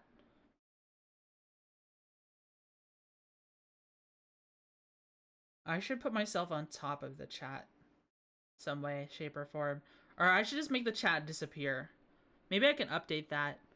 I think I'll update that next stream. Sounds kinky? No, not like that. Do you see how the chat is overlaid on top of my model? 2 vehicles on Marketplace, a wild Craigslist. One sketchy one was a method out mechanic that did surprisingly neat work. Oh. Maybe I can change the layering of things.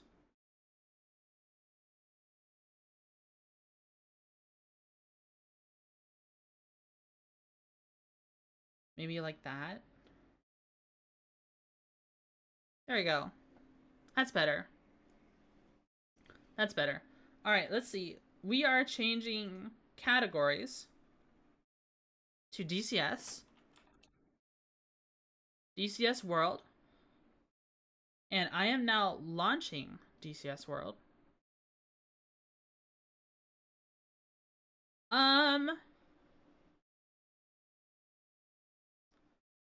What are we...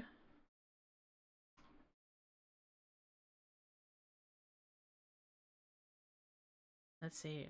Launch DCS.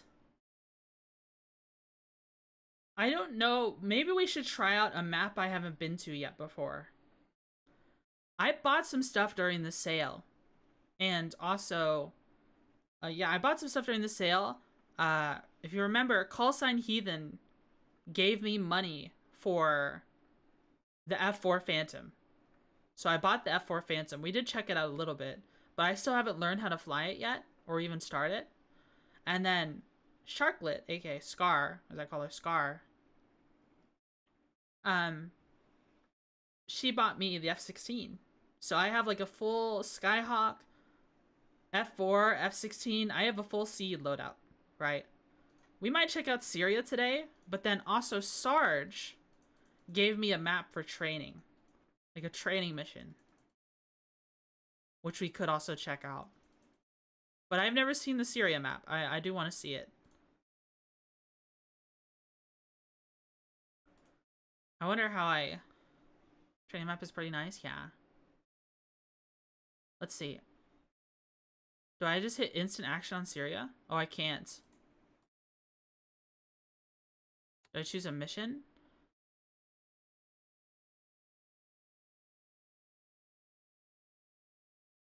Operation Whirlybird?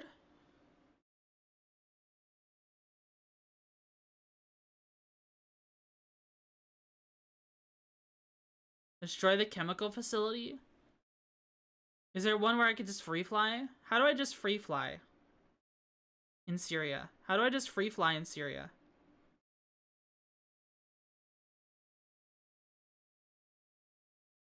Wait, there's a campaign for this game?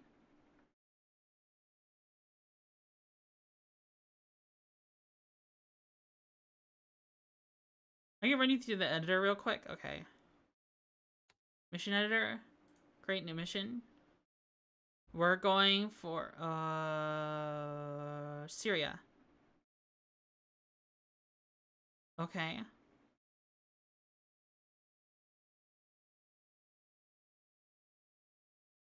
I guess it's loading now.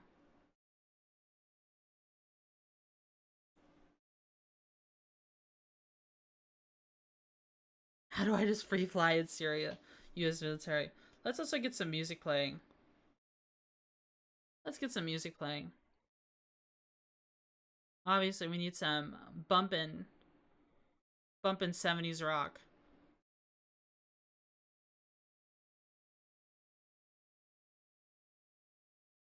I always start with this song. I like this song a lot.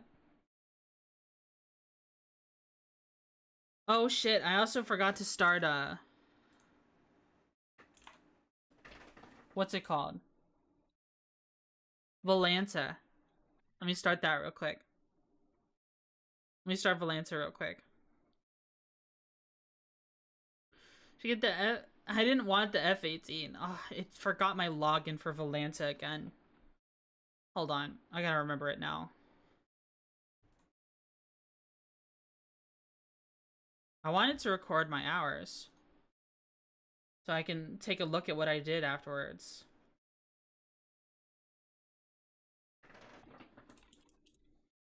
Why does it always forget me?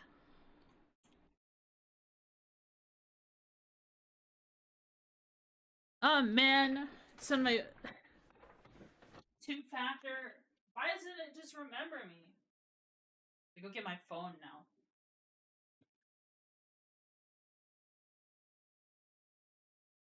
Why doesn't it just remember me, bro? It's almost as bad as PayPal's two-factor never remembering your computer. You know how that goes.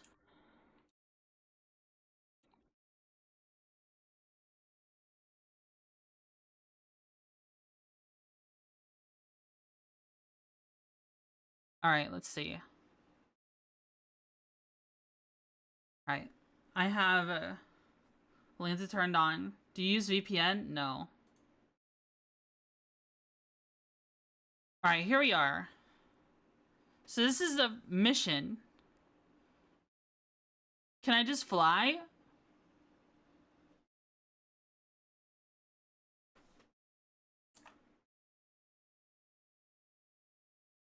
I've considered using a VPN for streaming. The left on is the object select and the icon that looks like a plane. Okay, got it. Type A4. I just have to choose a place to land.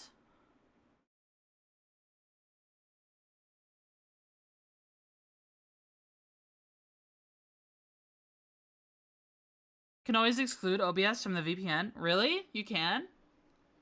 That's something you can do?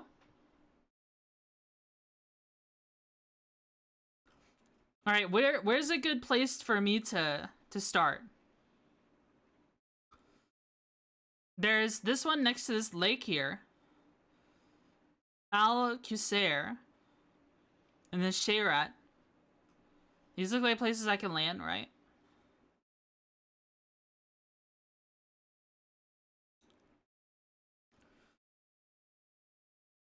Northern Israel? Oh, where's that?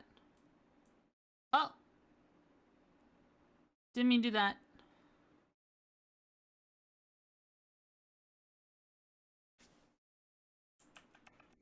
Control Z. I didn't mean to do that. Oh! I can't move it. Uh-oh.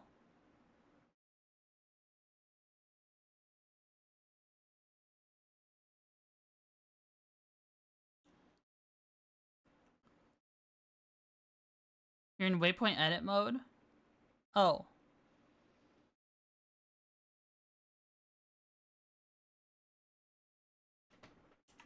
There you go. Let's see.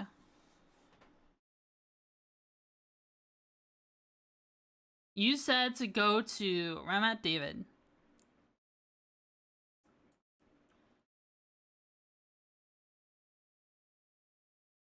Where are you? Bottom left?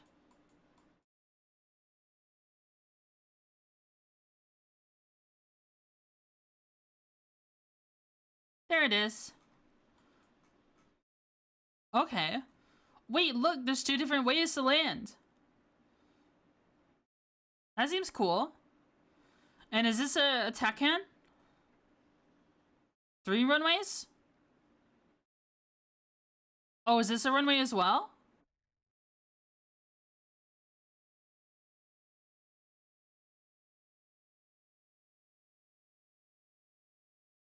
So plane. Vortac. It's a Vor and Takan in 1. Oh. So maybe I put it here on this free area? Right there? Sound good?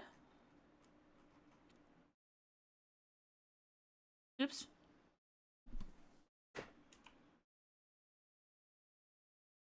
Just put it on the 36 or something. Change the skill to player. Or client. Okay.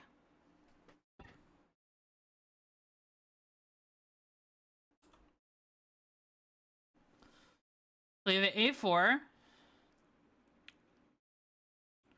If you place it first, you can select player. Okay.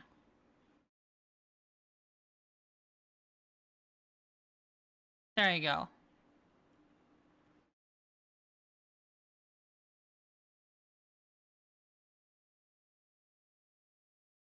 So the airfield dynamics, so you can spawn any jet? Any jet? Oh. I was probably just gonna put the Skyhawk. Is there no audio for this screen? There's none. There's no audio right now. There's only, if I was to turn on audio for this part of the game, it would play copyrighted music. I was just gonna include, and this one was gonna be an F4.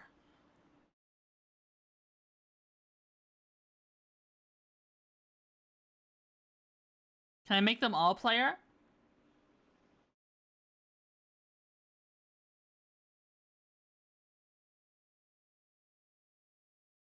Start from parking or else they start midair. Okay, I'll do that.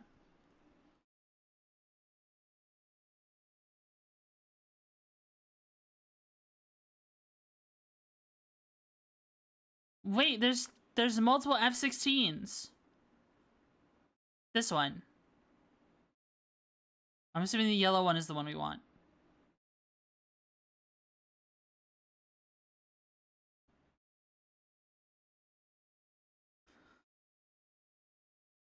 The ones you can fly, okay. So you said to change it to...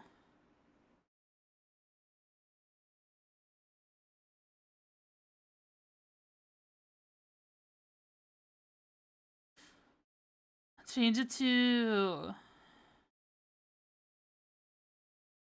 One's in yellow, you can fly. Oh, he's flying again, yeah. Start from parking. I don't see that option.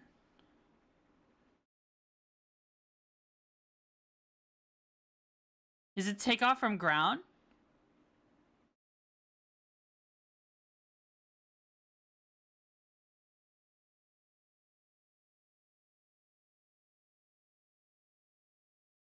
Ah, I didn't mean to do that.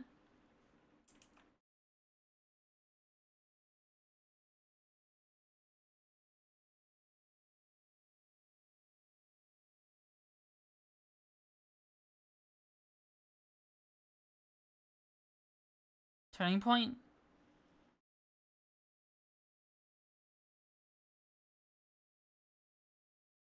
Take off from... Is there a not hot one?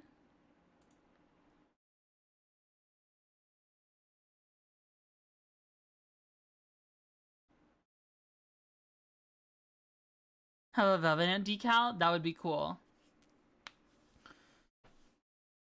Wait, they changed the skill. Oh, you can only choose one. Okay, let's just remove these then. We'll just make one for the A4 for right now. What is this? Only one player, but multiple clients. Okay, we'll just make one for the Skyhawk Syria. Practice. If all slots are client, you can just select which one you want when you load in. Oh, okay. Alright, I'll edit the mission later. What is this, though? Heading?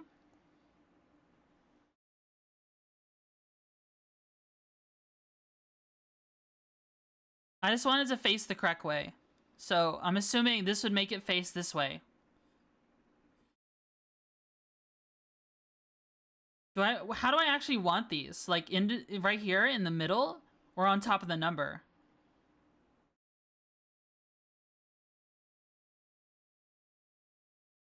If you start from ground, on the number, okay.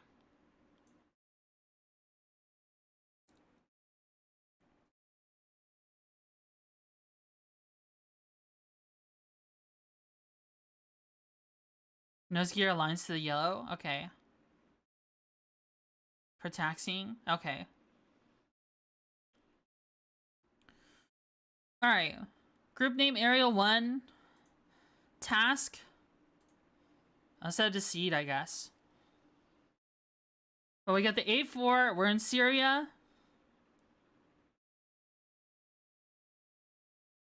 Does this look right?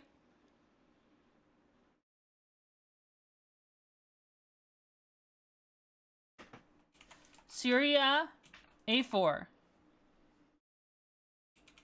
Hard to tell you're in the way? Oh, sorry. Oh! Sorry, I'm in the way. Hold on.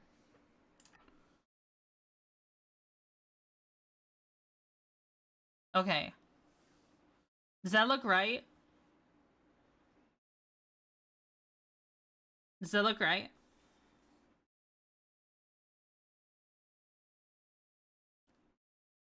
Is it hot or cold? It's takeoff from ground.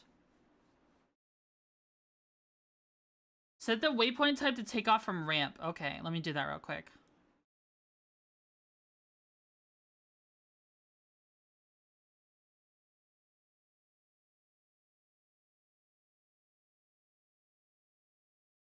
Ramp will be cold start? Okay, I didn't know. But now I know. Let me save. Parking hot is hot? Okay. Weirdly named? Okay. Alright, though. I think we're good to do this mission now, right? Is this mission set up properly?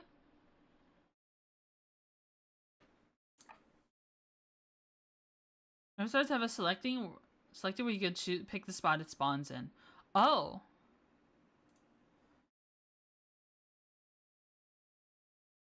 Oh, okay. Alright, perfect. I don't need to mess with the heading then. Ramat David, it is blue. It is blue. Okay, good.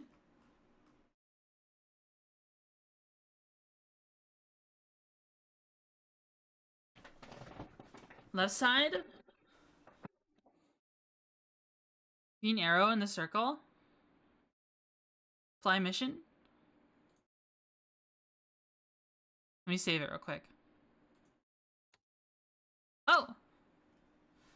Okay, let me turn everything back on.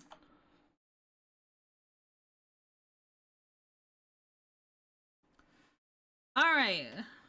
2992. Let's see, what kind of wind do we have? Oh, we have 0 wind. No wind at all. Okay, I guess I didn't set wind properly. Eventually I'll edit the mission to have more random wind. Or something. Can I have it RNG create wind later on? I guess it's something I could talk to you about off stream, Tholozor. Wind is 0 by default? Yeah. Makes sense. Let me move my flight stick a little.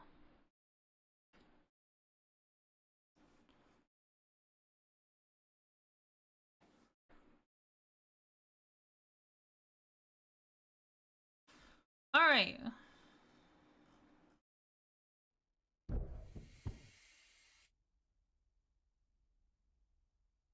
Nice. Okay. Oh, it's been a while. So the first thing we want to do... Ground crew...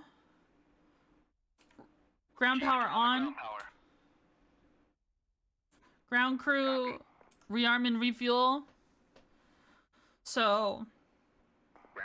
what we're looking for is,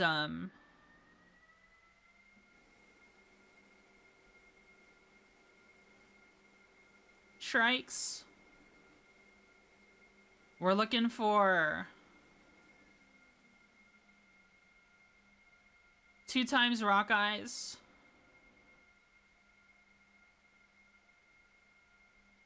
Here, and then 2 rock eyes on the sides. Full tank of gas. Can I save this loadout? Oh, I can. And then let's put...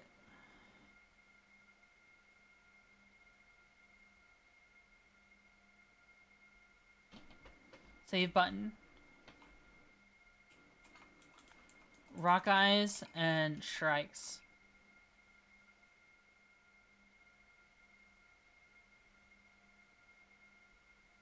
Request rearming. Copy. Alright, let's see if I remember how to do everything. Alright, this button's turned on. Press that one. Letting that one load up. Guess we'll go ahead and start turning on some other things. Spoiler arm. I don't think we need to arm that right now, but we could if we wanted to. Hit this one. go ahead and turn this to land. You know, we could turn it to testing if we wanted to. Rearming complete. Every army is complete. Hide that one. Let's see. We're waiting for that to heat up. Yeah, I guess we could just test. Let's just do an OG start. Let's do what we've been trained to do, because it's been a little bit.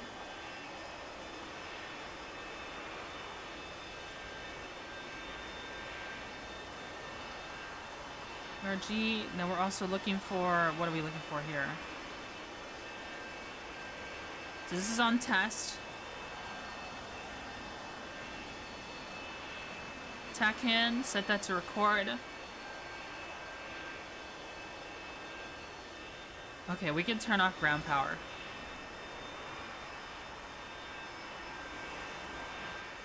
Let's see. Ground power off. Turn off the ground power. Copy. Looks good to me. Turn this on. Turn this on. Turn this on.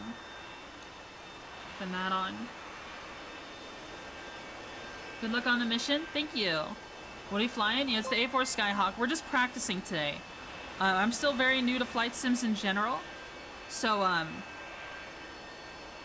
we're just gonna be flying around, probably doing some landing with a full loadout of gear and see what we can do. I think now we can turn on our Sabog, and we could even turn on our armor spoilers for when we take off. If we were gonna also... We're testing our navigation here. We would test that with sending this to BDHI nav computer and checking the bearing.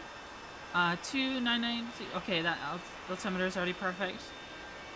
I know I'm out of order, but you know, this thing takes 5 minutes to boot up, but it should be fine. It should be fine. Oh, we almost forgot our radar. Turn that to standby.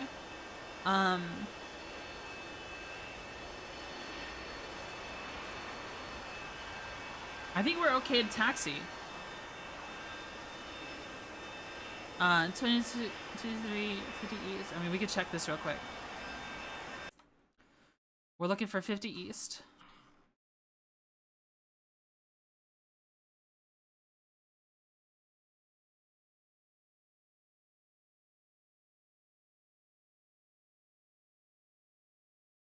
Does this change at all? It does. Yeah, that makes sense. 50 east, okay. Looks good to me. Nova Ghost, thanks so much for the 4 months. Thank you, thank you. Alright, ground power is off.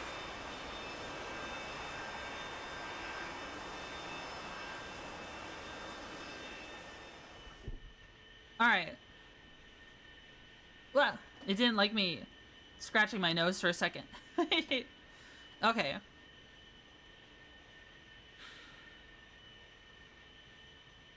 We're probably gonna fly around a little bit just to get used to the map. And get used to our landmarks. Let me take a look at the map again.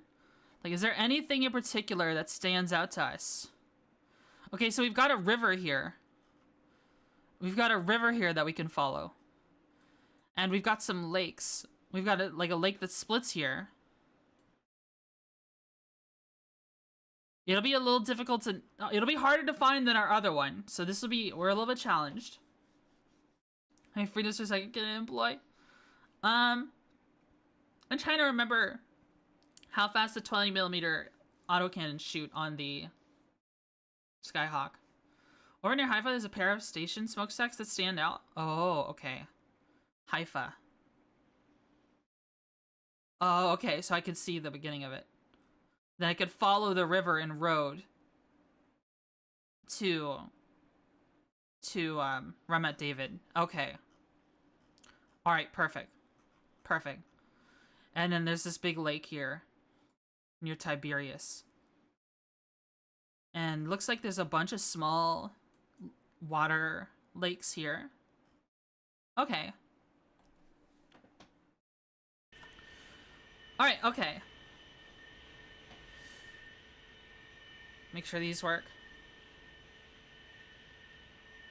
Alright, I still have this little pedal on my throttle set as my brake. So we'll give it a little gas to get us moving.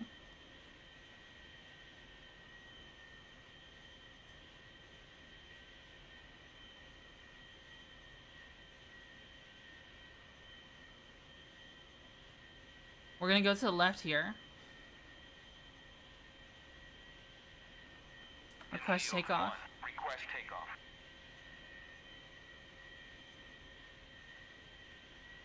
There's an IKEA on this map? Really? That's funny.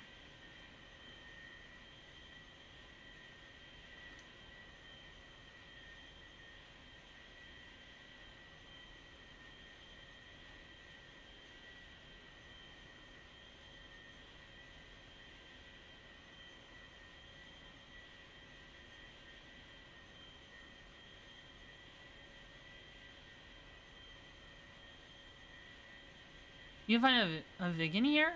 Really? Oh, we keep drifting to the right some.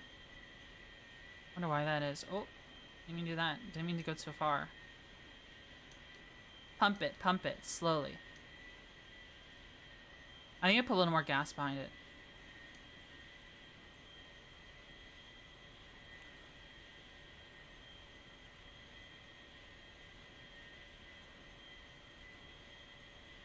Oh, don't go in the grass now.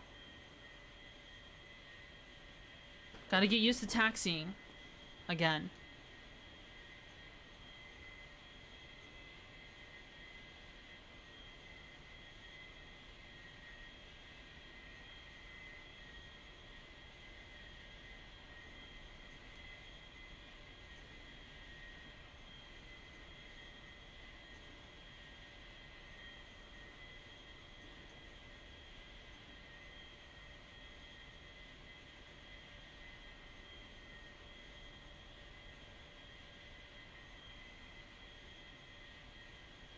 Clean. Okay.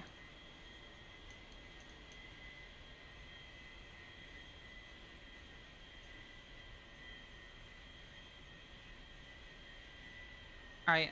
Turn the throttle off.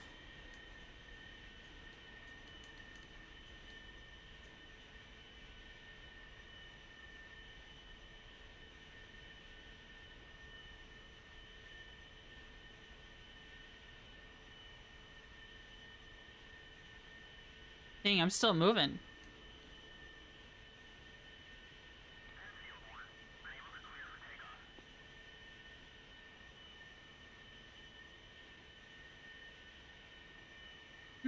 Okay. Come on.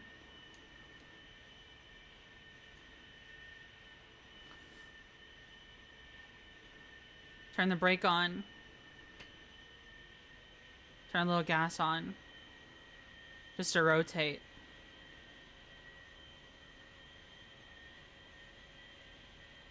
If you put some gas on with the throttle.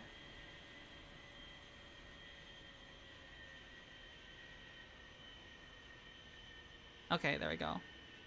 Keep the brake on. Alright. I think we're okay. Alright. So, next things first. Next things next. Whatever. This thing's finally booted up. Let's take a look at it.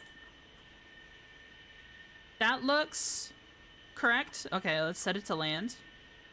Let's set our trim to 8. Let's set our flaps to half. And then let's check things one more time. We have our oxygen. It's on. This is on. It's on standby. We can set this to air ground. Chili! Thanks so much for the 12 months. Wow, a whole year of chili. Thank you. We have our spoiler arm on. We have our ECM and chaff on. Even though I don't know how to use it, which is something I'll have to learn. Especially if I want to do seed. This looks to be... What is this again? MCL is up. for, I think it's on, whatever. We don't use it for what we're doing. Land. GG. We have no wind to worry about. So we're flying like a free bird. We turn this to standby or D1. Did you tune TACAN? I actually don't know how to do that.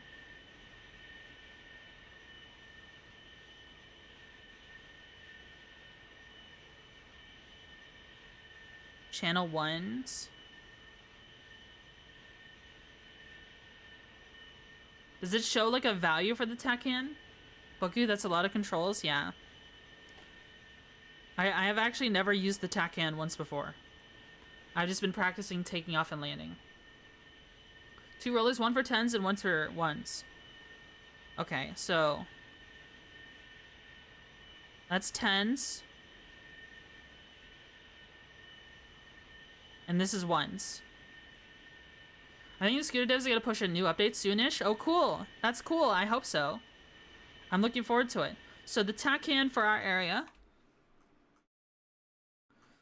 is, what is it?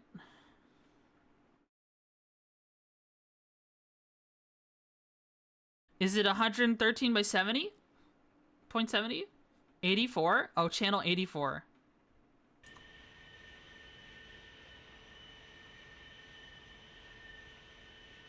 For frequency, okay. Well, where do you see your TACAN number?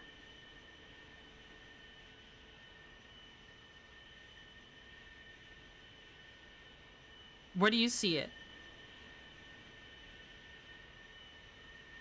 Top of the wheel on the panel.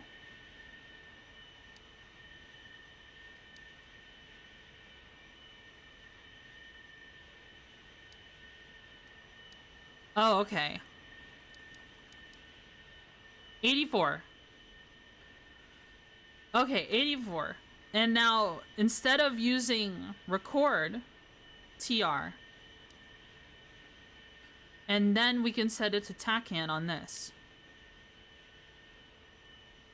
Then we'll have this dial set up properly. So right now the TACAN is right in front of us. Maybe? Am I reading this right? What does this other arrow mean?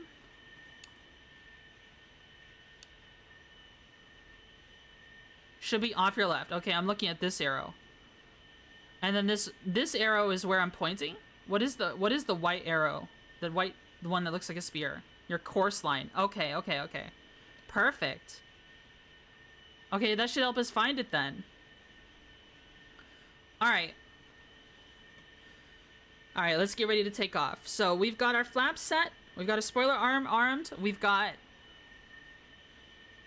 all of our equipment set up. We are set to air ground on our radar, even though I can't really see it right now. There we go. Now I can see it. You just set up instrument approaches or departure dials? Yeah. Okay. We can start giving it some gas. Alright. Hitting the brakes. Increasing the throttle.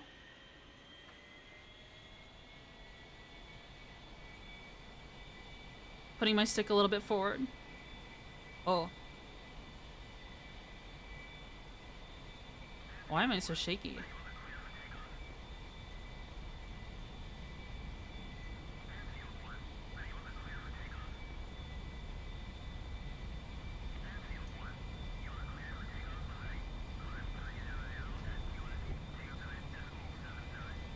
Alright.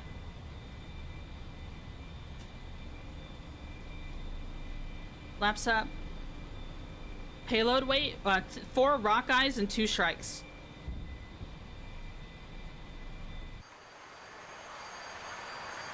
And a full tank of gas.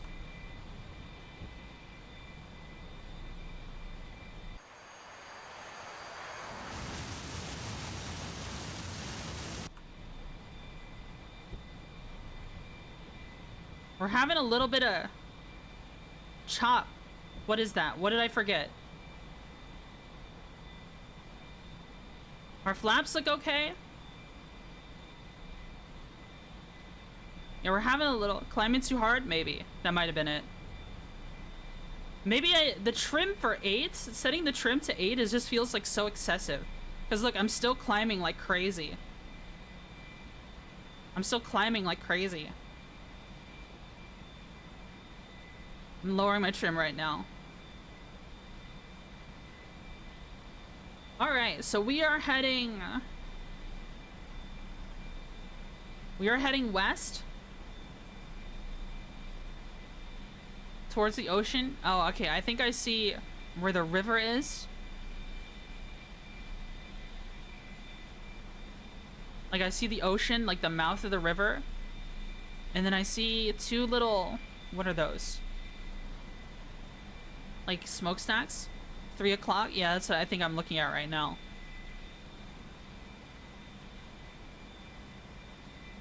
Let's lower the trim a little more. Alright, gonna... We don't need to go as fast. Trim up a little more. Alright, we're gonna get to the coastline. We're gonna practice a turn. Yeah. Then we're gonna follow the river back to the... Back to the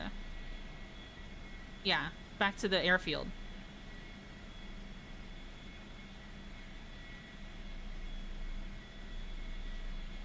Awesome. Yeah, we're getting the hang of things again.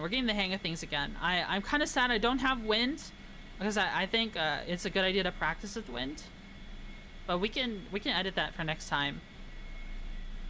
You know, it's been a couple of weeks since we've flown. Hydrate? Okay, I'll hydrate soon. Once I make this turn.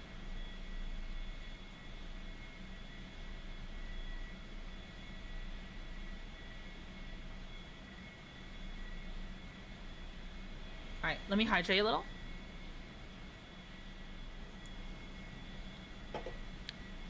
Thank you, Night Rose. Rendezvous is great since you have those 3 runways to deal with the wind from basically any direction. Oh, yeah, that's so clever. That is clever. Let me put some trim back up because we are...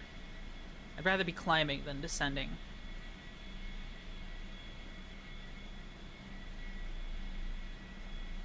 Drink buggy? Yeah. So I can't really see the river too well, but I see like the indentation in the ground. Like the erosion from the river being there for so long has, you know, created this little dip, this seam in the earth that we can follow.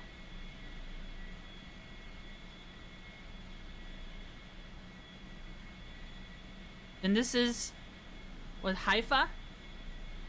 We're above Haifa now. You notice a lot of airports in the region have multiple runways or dual purpose taxiways. Yeah. Haifa, let's bend a little bit just to get a better look. There's an airfield around here somewhere too.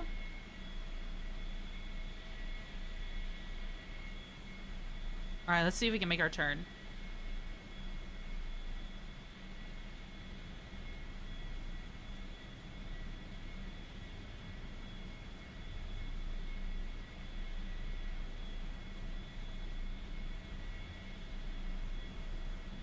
We got ad cooked. Hope you're doing well, Twitchy. Yeah, I'm doing alright. I'm doing okay. Sorry you got hit by ads. So I can follow my tack hand since, you know, instead of using ground marks to get to where I need to go. And we're about lined up. We can probably ankle ourselves this way slightly to line up perfectly. Now with my current approach, what runway will we line up with? Okay. Looks like we'll line up better with this one. In fact, we might want to turn left a little bit and come back in. This way. Let's turn left a little bit. So we're gonna be practicing landing again today.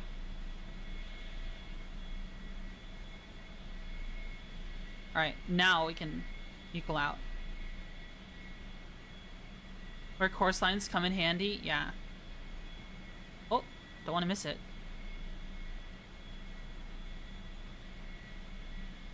Let's take a look now. That's a little bit better. That's a little bit better. But we'll be flying over it one time, then we'll start, you know, doing everything else we need to do. Let me move some stuff away from my throttle. I've got too much stuff on my desk. Put the trim a little bit up a little more as I lower our throttle slightly. Visual approach is also a great skill to learn. Yeah.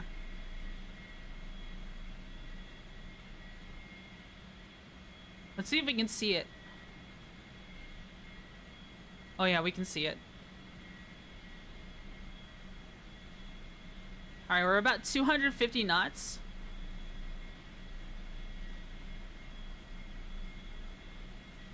But we're a little high up. We are a little high up. Let me lower the speed a little bit. So we're gonna fly over, then fly around.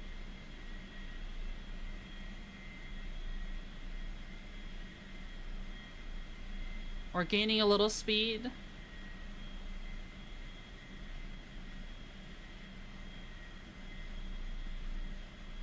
Alright, we're gonna get close to this little lake. And then we're gonna open our speed brake.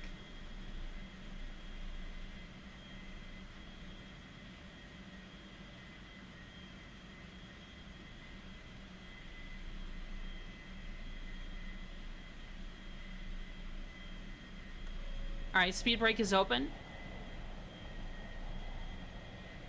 Alright, let's put a little more... Let's put a little more gas in it.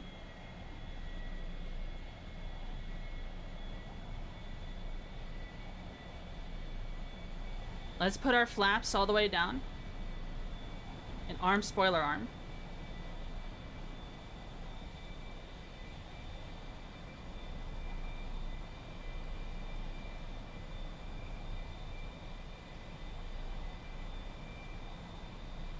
Are you trying to fly the A4 for training?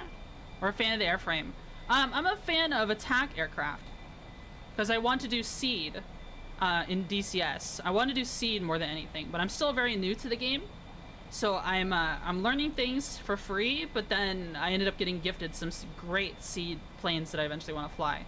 I've been practicing on the Skyhawk for a little bit. I try to do it weekly at least. But lately I haven't been able to. I think last week I just didn't feel like playing DCS. A7 is gonna be fun, I bet? Oh yeah, it seems like fun. But I eventually plan to learn the F4 and also the F16, and then we'll basically have like a full lineup of oh shit. I think I need to aim more this way. A full lineup of seed craft.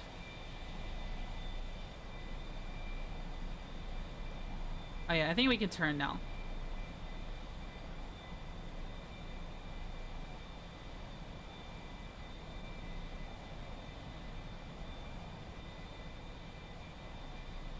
I think the last time we played DCS, we landed in a crosswind, and I wasn't used to doing that. I took this turn kind of wildly. Let's go back this way for a second. And go back this way.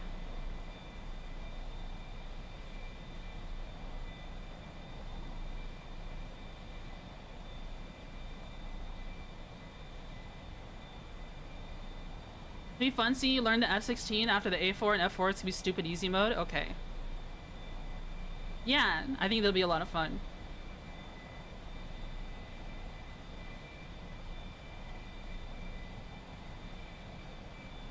I didn't give myself enough time to line up.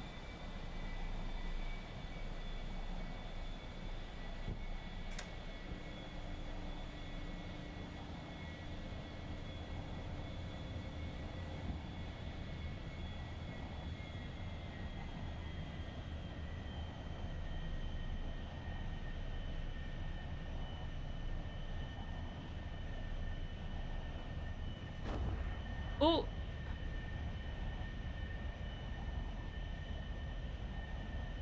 little rough. That was a rough one. That was a rough one. That was a rough one. That was a rough one for sure. You know, I'm a little rusty.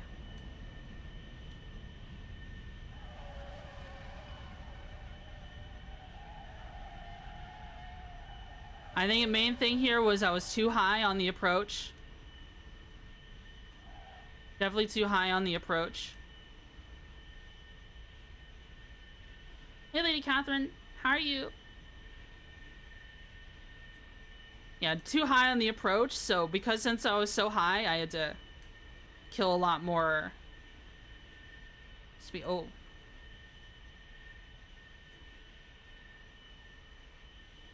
I'm still going. Uh-oh. Uh-oh. Don't go into that.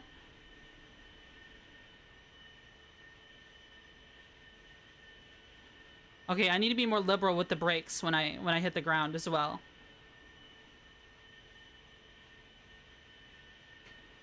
Holy shit. Alright, we landed! First landing of the day. Hell yeah.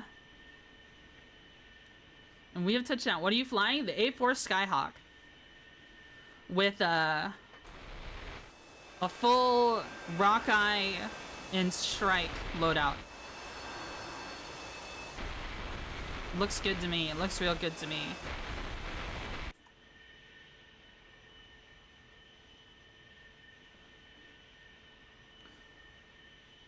Playing games nuclear option might be a fun for a collab. How much shield do you still have on board?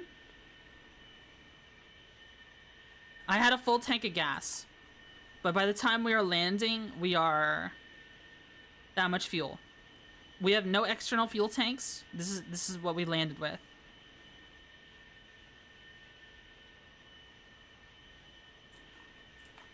I imagine we're not supposed to fly to where these little things are, but whatever.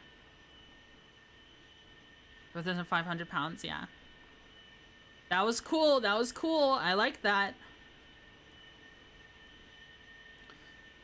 I like that. That was a lot of fun. Okay, let's see. What else are we doing? Is there anything I need to do? No, we're all set. Okay, we just need to taxi out of here and get back on the runway so we can take off again. Alright, increasing the throttle. Not bad after a short hiatus. Well done. The muscle memory is starting to take hold. Yeah.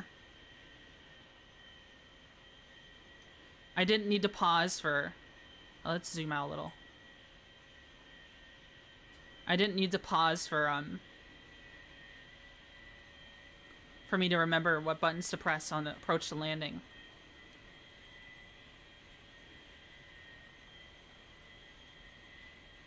Which is pretty sweet. I think that's pretty sweet.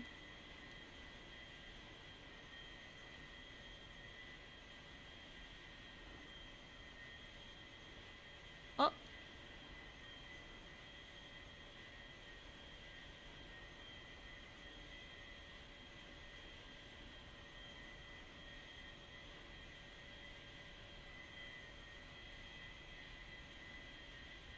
Okay, we are back on the runway.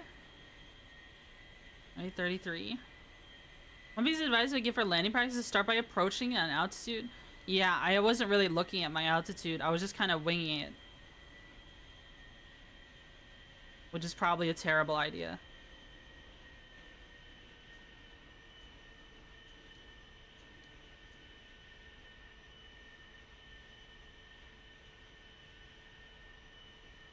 I mean, I could just tell, I could just look at it and know, okay, I was too high.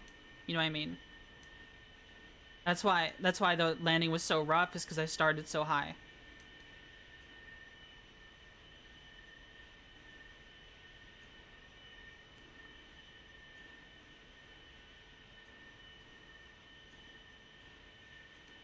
Alright, there we go.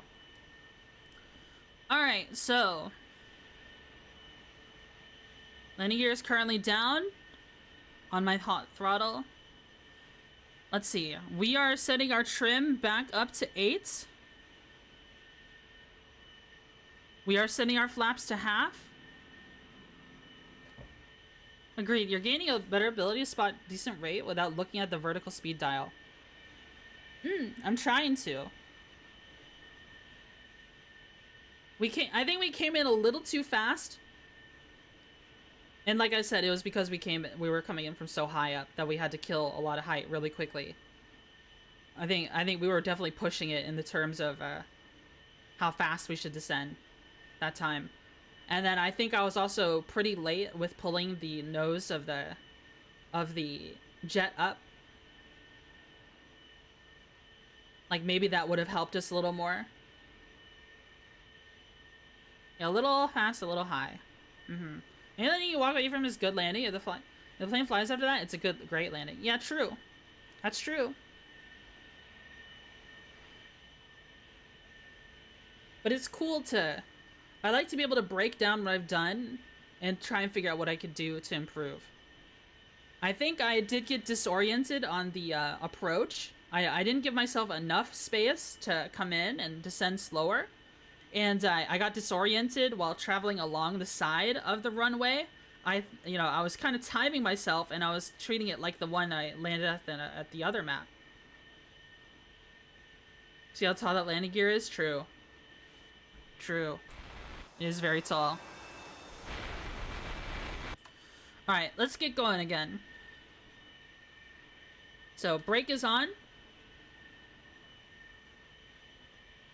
Giving it some gas.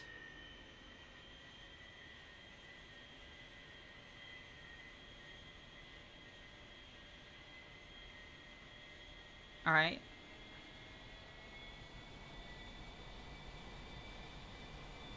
Oh, my spree brake is on.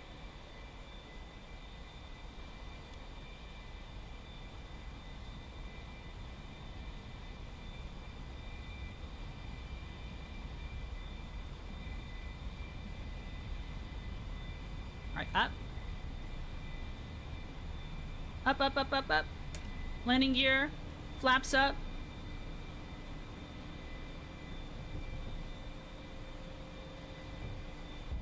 Flaps are up. Landing gear. Let's kill our trim a little, so we're not going too steep. Looks good. Looks good.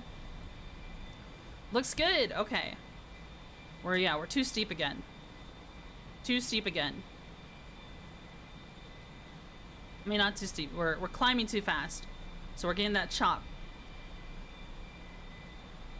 Don't forget the go-arounds are an option. Yeah. I did a lot of go-arounds when I was first trying to land. I was surprised we were able to just get it that time, even if it was a little rough of a landing.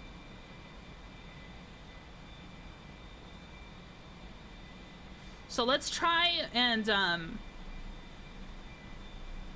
come in from that other side. From the runway we took off from initially, when we first started. So we're gonna travel along the coastway a little bit this way, and then turn around. And we're gonna rely on the tack hand and the map for it. Since I don't have landmarks I'm really familiar with.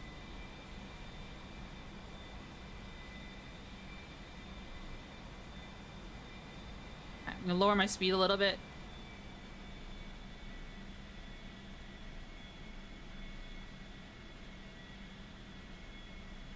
Watching our trim, maybe increase it a little bit.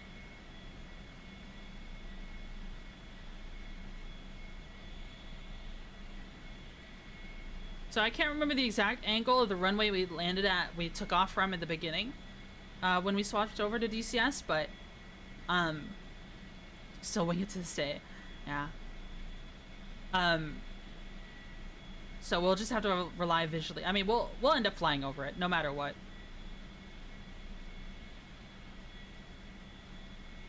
Something I always do, by the way. Landing opposite of 09, yeah. Something I always do, by the way, is I always, like, work the left side of the airfield. Well, no, not the left side. I guess it depends on where you're coming from. But I always work the same side of the airfield when I'm trying to turn around, right? So maybe I should try working the other side. Left-hand pattern? Yeah. Like, if I fly over, I always turn left. And even if I'm approaching from the other way... Wait, no. I think last time if I approached the other way, I still did left hand. What would have been left hand. So I guess I just have a side preference. Is this a Israeli spec A4 or an American A4 with Israeli livery? I think this is an American A4 with just Israeli livery.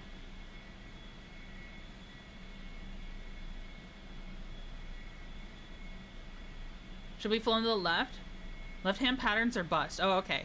It just seemed natural for me. It just seemed natural for me. But I didn't think anything of it. I don't know if that's the right thing to do. Okay, we're about good to make a turn soon.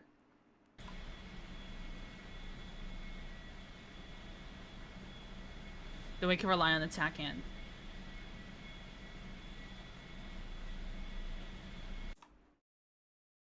Okay, we're good.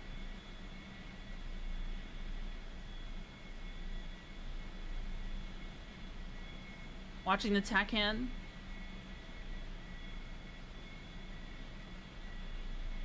When overtaking a slow aircraft, you pass on the right, so you always turn to the left in case someone's overtaking you. Oh.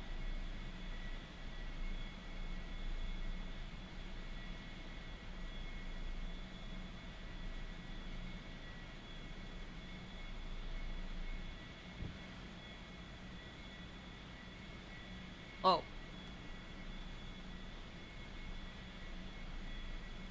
Let's increase our speed a little bit. Was airspace deconfliction? I see. I see. Let's see. Let's take a look. Perfect. That looks good. That looks good.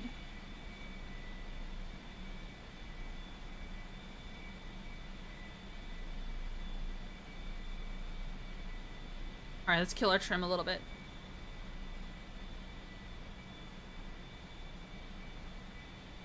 US carriers also have left-hand patterns, so anytime I'm forced to do a right-hand pattern, my flow is severely messed up. Yeah, that's why I feel like I need to practice it.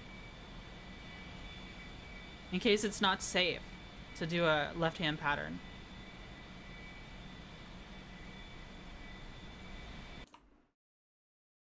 Alright, let's see if we can see it. We need to descend anyways. Oh yeah, I see it. Let's kill our speed a little bit since we're descending.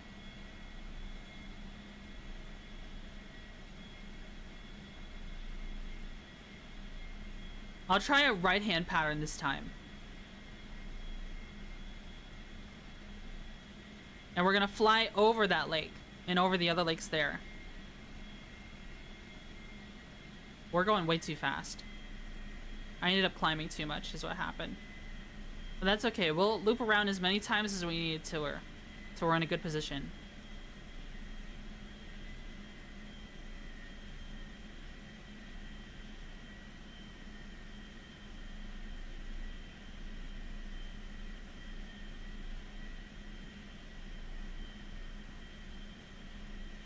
Basically executing an overhead brake. I don't know what that means.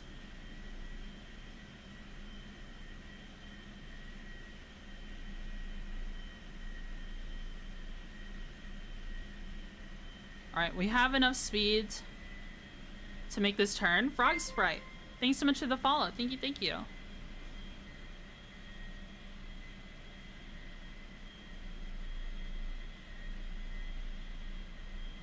We're making a turn now. There's a specific way of entering the pattern. Okay.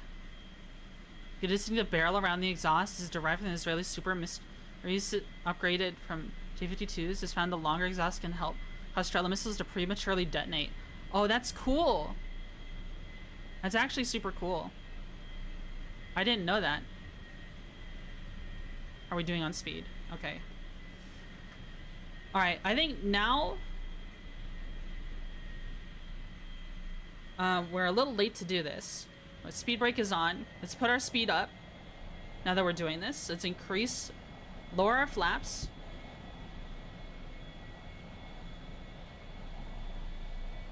Oh, we're actually too low on speed right now. I'm putting more in the throttle right now.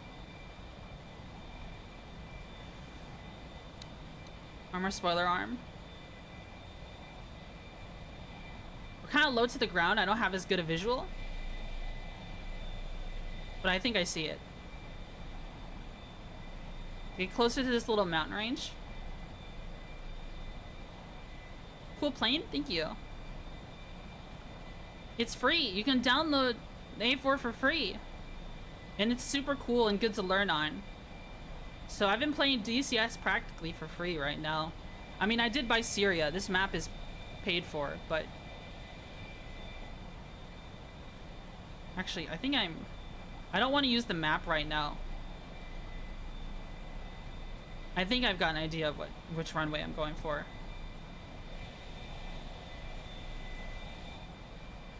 Focus on landing first? Yeah.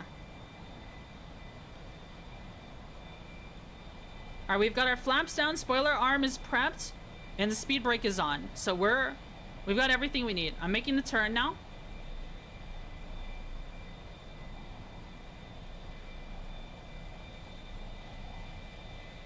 Alright, we should have more to work with this time to lower ourselves.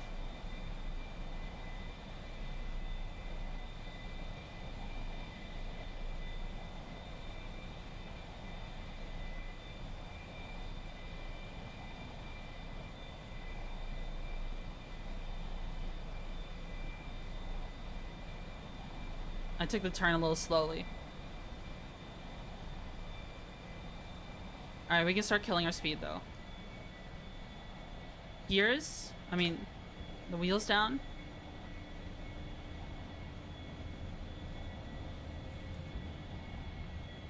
We're still 200 knots. We're going a little fast.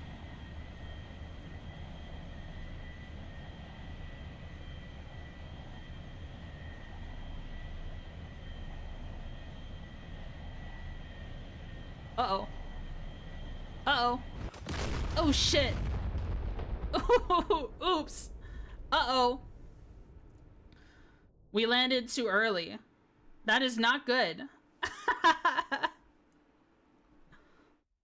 You can't park there, mate. Well, that's what we practice for. Damn. Rest in pepperonis. Rest in pepperonis. Maybe we created too much space this time, or I killed speed too quickly. Maybe I was too, I might have killed speed too quickly. I might have, I forgot to put my gear down. So I thought I had my gear down already, so I thought I had a good speed on approach. But then when I realized it wasn't down, I put it down, and then I had already lowered my throttle as well. Are you using a visual aiming point? Not really. The drag increase didn't help. Yeah, so there was a mistake in me lowering the speed because I saw that I was going too quickly. At least in my mind, I didn't look at my speed. I just figured it seemed like I was going a little fast. So I lowered my speed, but I was like, oh, but my landing gear isn't down. So I put that down. So it was a combination of low speed plus combination of putting my landing gear down late that I lost speed very quickly in a way I didn't expect. Putting the gear down first before the flaps in your mental checklist. Okay. Alright, understood. Understood. I will adapt from gear to flaps. Yes, okay. So speed brake first. 225 knots. Whoa, Krill Canoe, thanks so much for the 5 gifted. Thank you, thank you. I really appreciate that. I really appreciate that. Thank you. 225 knots. Flying overhead. Hit the speed brake.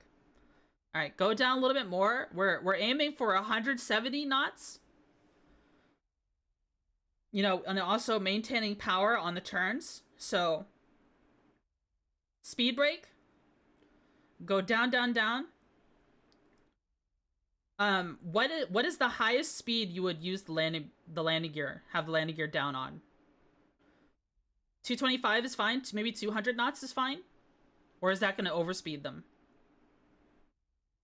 The reason why I typically under 250. Okay, so we could do it as early as 250. All right, I didn't know that. I was doing flaps first because I was under the impression that if I go too quickly, I'll mess up the landing gear, which I know you can do. But I was doing flaps first because I was like, okay, kill more speed before putting the landing gear down. Usually they'll do flaps until 200. Okay, I will aim for 200 with the with the flaps then, and I will aim for 250 with the landing gear. And then spoiler arm just needs to be armed. In some other aircraft, you deploy flaps too early, they can jam. Okay, understood. Perfect. Okay, so let's shift R. Restart our mission. Dead? Yeah, we're dead. Yeah, I really appreciate the 5 gifted. Thank you so much.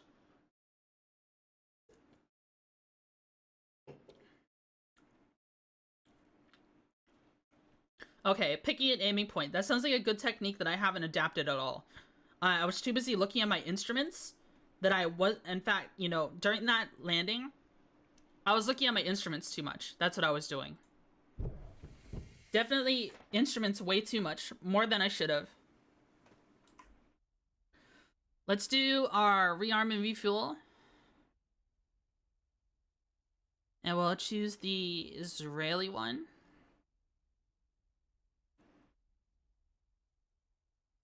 Request rearming. Then we're also ground crew. Turn on the ground power. Ground power on. Copy.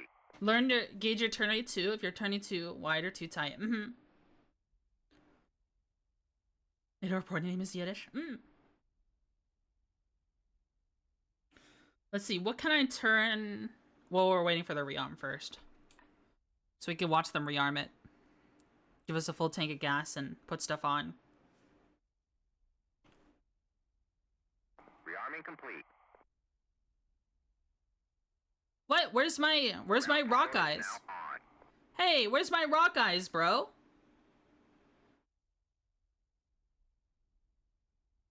Hey. Where's my rock eyes and strikes?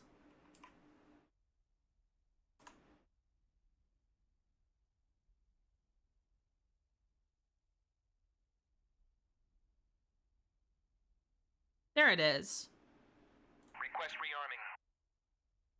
You didn't select them? I'm not used to the loadout thing. I thought it would just do it. Like, I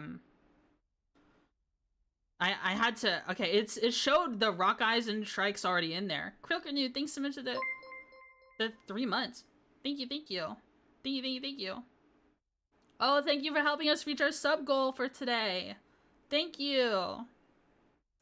Preload payouts and payloads in the editor too. Oh, that would be pretty helpful. Because this part is actually, I'm not really learning very much.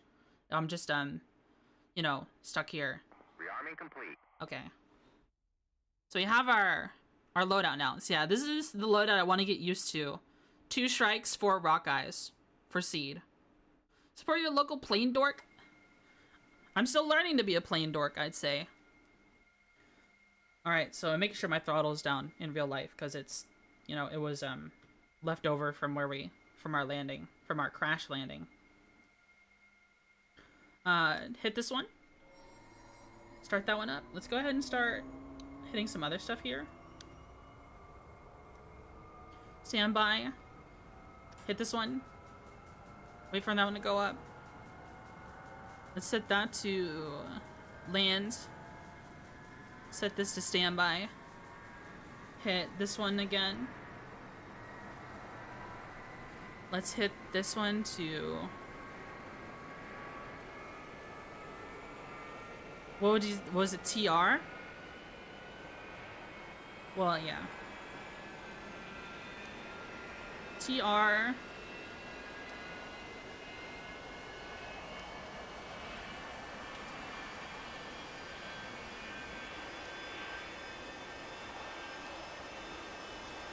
What does it say? 2, 3, 4.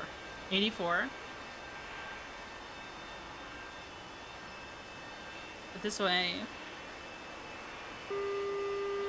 Looks good. I know this applies to jets, but I know in G8, so I've flown intended ground touchdown point is the 1,000-foot markers, and our aiming point is 1 to 2 center stripes, about 500 feet ahead of them. Oh, okay. Transmit receive. Okay, that's right ahead of us. Our altimeter is already set. I think all of that is set already. I guess we could turn on stab og. Arm our spoiler arm. Chaff. All that's on. I need to figure out how to use these at some point. Maybe set a button for them. Should we take the little ground power thing with us today? No, I'm just kidding. Turn off the ground power. Copy.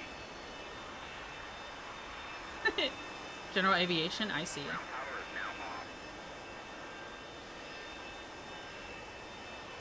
There it goes. Is a stabilized approach? Yeah, I was kind of all over the place on that approach because I turned too loosely, turned too widely, so I wasn't lined up properly. Because I was too distracted by other things, like looking and making sure mentally I did all my checklist, like the flaps, spoiler arm, landing gear, and I still forgot something anyways. I wasn't visualizing looking out the window on where I should be, you know, how well I'm taking the turn. Try to focus on holding altitude when getting set up on setting up to land. Yeah. I'll be honest, I don't look at my altitude thing anywhere near as much as I should. You know, and that's been causing issues. I just feel things out, which is still, I mean, which you can do, I suppose, but it's still not good practice. You know, you'll get bad training scars. Alright, I think we're good to taxi. Good to start moving.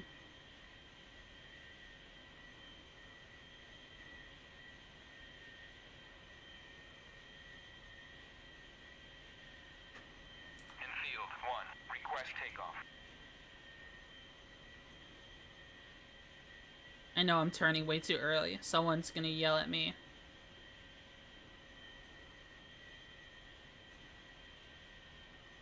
I think we've got one more landing attempt in us.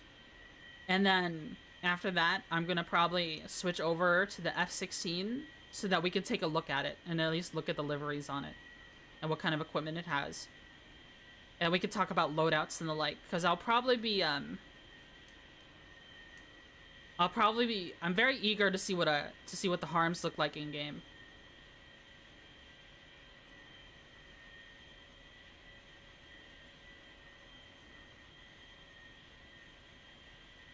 At the very least, check out the cockpit? Yeah. Whoa. Why is this turning like that? Am I not turning enough?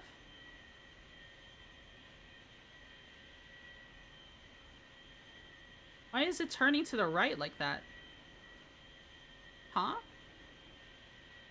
Alright, I'm gonna force it to turn by increasing the throttle. There we go. Yeah, I don't know what was going on with it. It really wanted to turn to the right for whatever reason. RWR. Can I move forward? I feel like I'm not moving at all. There we go.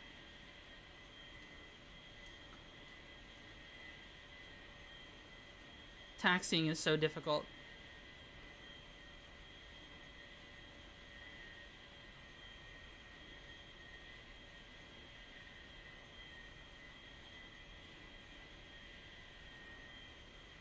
Hi, Agent. How are you? Did you enjoy CitizenCon?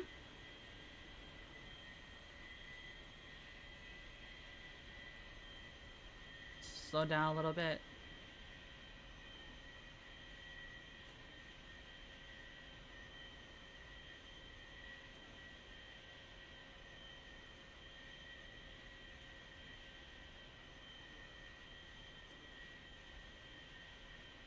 There we go.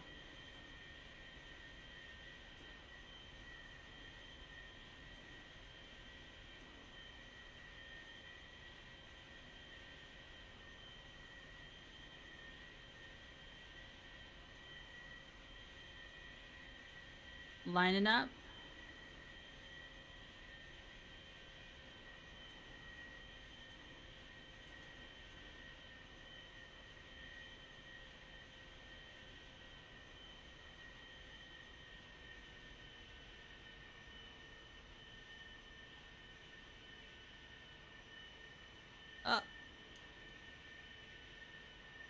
Man, whatever. Refill and rearm from capital ships? Yes, please. Yeah. Flying A4 bug? Yes. Alright. Are we set to attack in? On this one? There we go.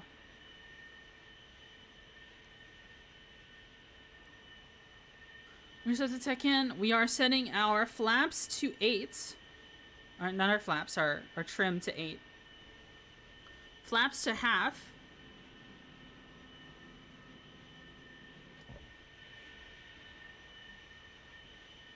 TR. That looks alright. About oxygen. Spoiler arm. Okay, we're good to take off. What speed are you usually rotating at for taxiing? I don't know. I don't look at it. I just kind of feel it. For takeoff? Oh. I don't know. I just feel it. I'm sorry. I probably should look. Okay, is there a speed I should aim for that you would recommend? That I should try to do it at? That I can take a peek at the speedometer. Speedy thing. It'll depend on your weight, yeah. When I feel like when I feel like the plane, like the rudder is activating, like I might be bouncing a little bit, I typically try then. That's what I'm going off of. Like if I feel like the brakes aren't doing anything as much anymore,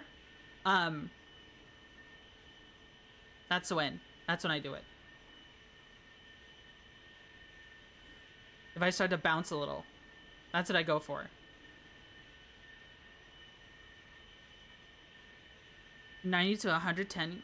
Okay, so what I might be doing is I might be actually going over that. I might be actually going over that very easily.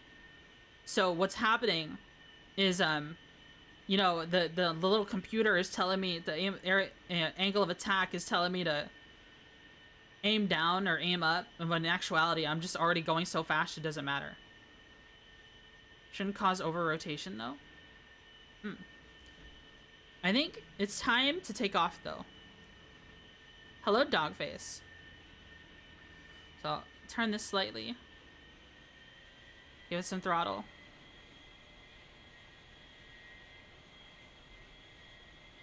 Alright. Increasing the throttle, letting go. Oh, we lost our angle here.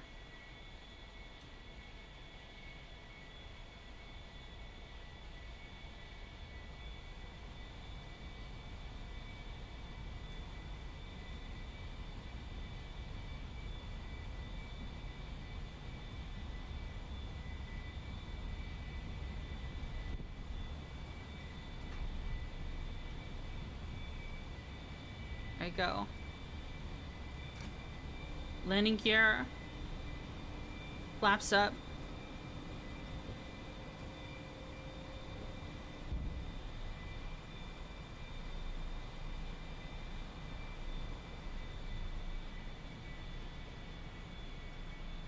Kill our trim a little.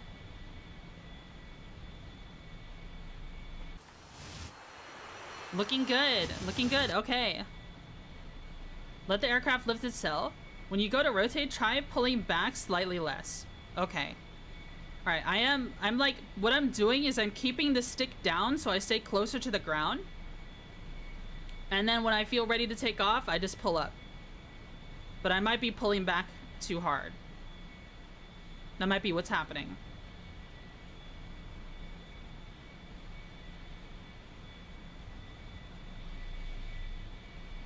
Clap, clap.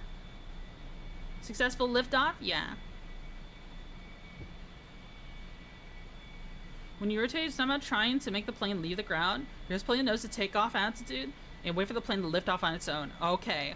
Alright. That's a mistake I'm making. Alright, understood. Yeah, that does make sense. I might be stressing the plane in ways I didn't expect. Alright, let's try and do what we did before. Let's fly along to the ocean over here. Oh, we're losing a lot of speed. Oh shit.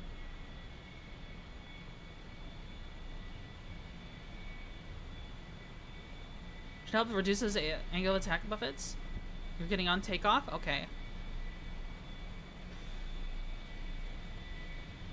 I think part of it is also just we're trimming an obscene amount. I know these things need a lot of trim, but like 8 feels like too much. Maybe I should trim at like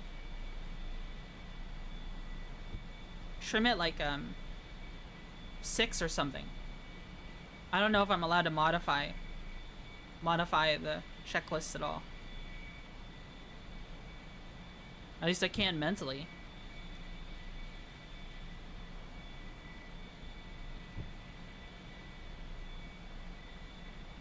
Builders like the E4 are really responsive, but at low speed you will pull harder than you should.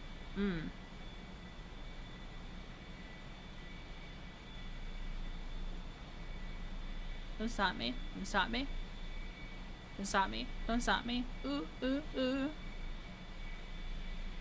Time, good time.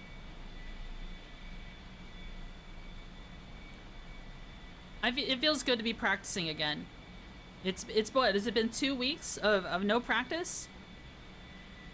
I think we had something happen 2 weeks ago on Tuesday that I was doing something else.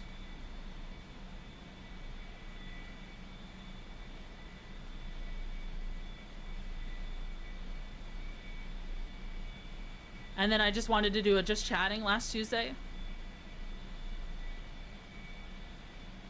I can't remember what happened last Tuesday. Maybe we did play.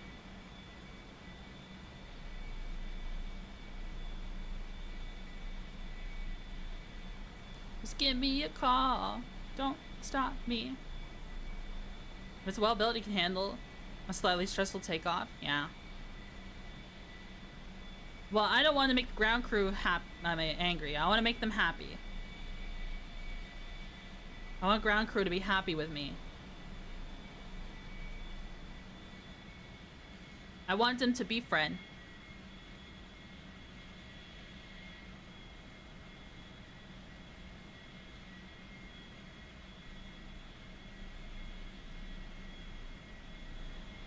Oh my god. Dying. I've been coughing more and more. I think because it's been getting colder again. It's been getting hot and cold lately.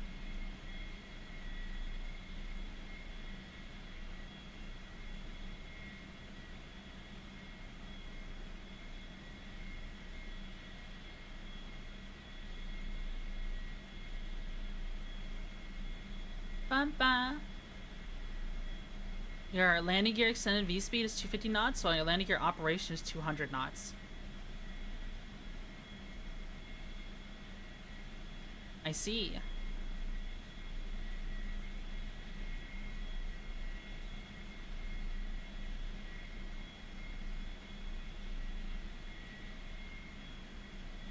Actually, we can aim a little bit this way.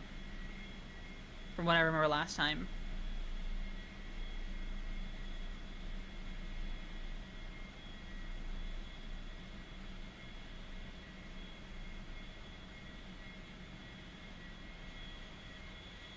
Look at how high up we are. So extending and retracting gear above VLO can damage them. Okay, so I need to aim for landing gear and flaps at about the same time then. About 200.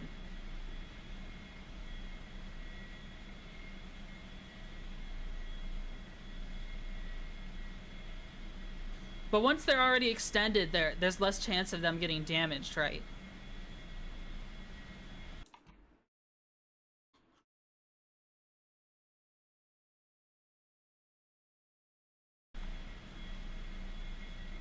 Let's aim a little bit this way.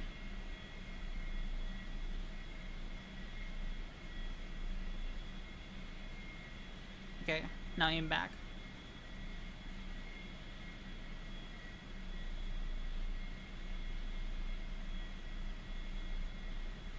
Oh, too far. Most of the time airspeed is for the gears doors more than the gear itself. Oh, okay. How's the practice going? It's going good. We landed once, but we crashed once. Because I made a mistake.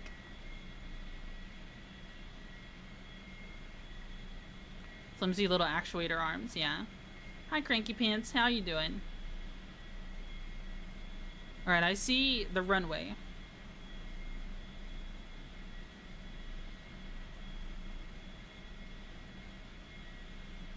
I do eventually want to do a landing where I'm just flying in and I'm not doing a circle around.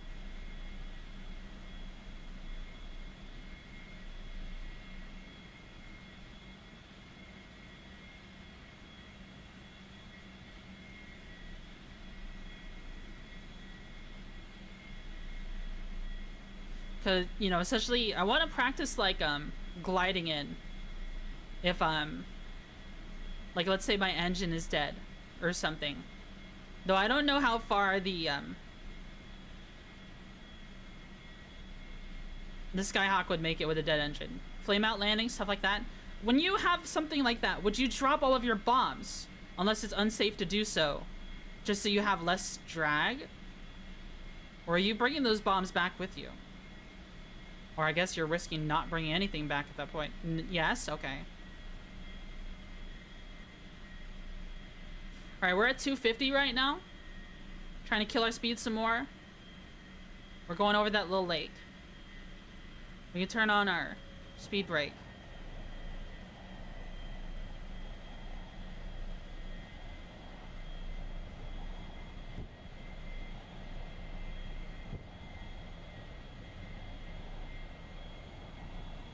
Emergency jet would be the second thing I'd hit in engine failure.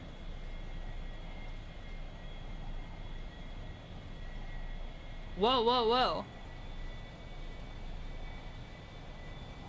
Oh, I lost control. Uh-oh. What did I do? What have I done? That was not at all my intention. Did I stall? I mean, I landed, but that was not my intention in the slightest. Too aggressive of a bank? I think that was the case. Let's take a look at it. What did I do? Alright, I've been reading chat too much. That's what I've been doing. I have to review the footage of what I did wrong there. Because all I did was turn on my speed brake and make the turn. But I might have banked too hard. Hey, a train! Wait! The trains actually move?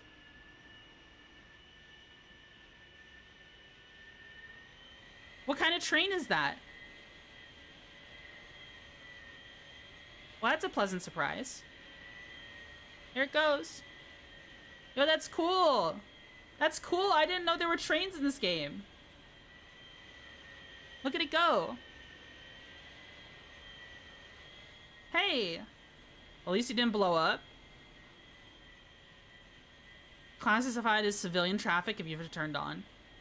Maybe an accelerated stall. You're slowing down in that bank and you made it down to whatever speed the bar is at. I can't read it from here. We were dropping speed insanely fast during that turn. Afterburner you could have turned on? I don't think so. I see. Well, I goofed up. Alright, so we've got... Today, I've gotten pretty rusty as it seems. So we'll definitely have to try again. You were stalling? Yeah. I'll have to practice again next Tuesday, for sure. For sure, next Tuesday we'll practice some more. That was a good field landing. It was an accident. My recovery was okay. I was like, okay, level out and stuff like that. But, you know, we're still alive, but still. Less than ideal, especially on something as simple as just trying to land when there's nothing going on. Less than ideal. But yeah, I am proud of the little recovery I did. Yeah, I was like, oh shit, I don't have control. And then as soon as I did regain control, I was able to roll it into flatness and then pull up a little.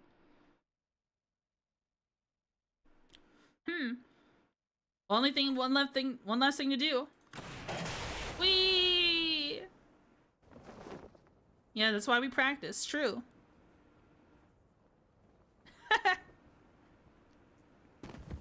Ugh. There we go. Hydrate? Okay.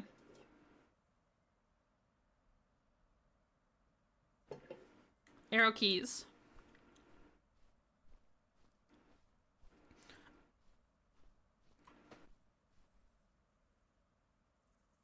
Man, ground crew is gonna kill me. Ground crew is gonna kill me.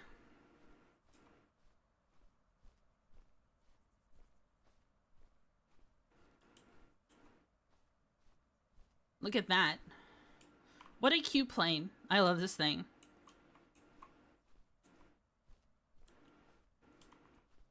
Very nice. Don't worry, we won't tell. Yeah, we just found it this way. It was like that when we got here. I swear. It was the last pilot. I swear. Alright, so now let's go ahead and take a look at the...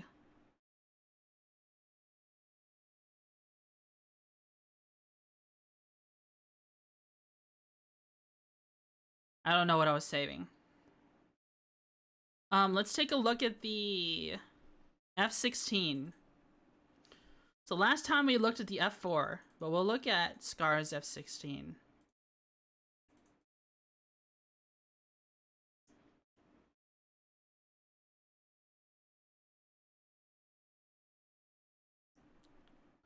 Cold and dark. Oh, I should have went to Syria.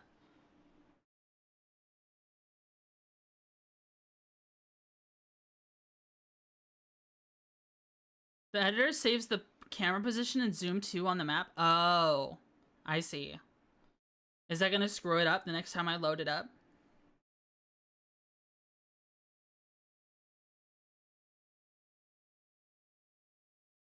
No, it'll be fine. Okay. So let's take a look at the F-16. Wow. What a pretty looking plane. Alright, we're not paying attention to any of this right now. There's a little wind here. Wow. This mission starts with a cold and dark aircraft parked on the ramp. You may fly the planned route or just explore the area. There are no threats. We are riding on top of this plane. Look at this thing. The pedals are so slight. Look at that. They barely move. So the stick is on the right side. Look at all this stuff.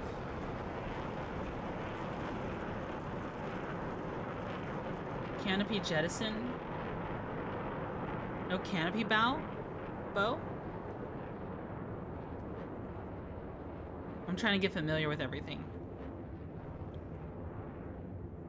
Force sensing stick, so it's barely no movement. Barely any movement. I see. And here's our throttle. Our throttle looks weird. I'll have to set up my keybinds for this particular aircraft for both the F-4 and the F-16. There's another F-16 flying overhead. Well, let's take a look at it. So it looks like we've got some fuel tanks. And some sidewinders. It's extremely ergonomic. Oh, wow. What a pretty plane. Gamblers? Want a quick lesson on stalls? Yeah, you can type out some stuff, and I'll read it.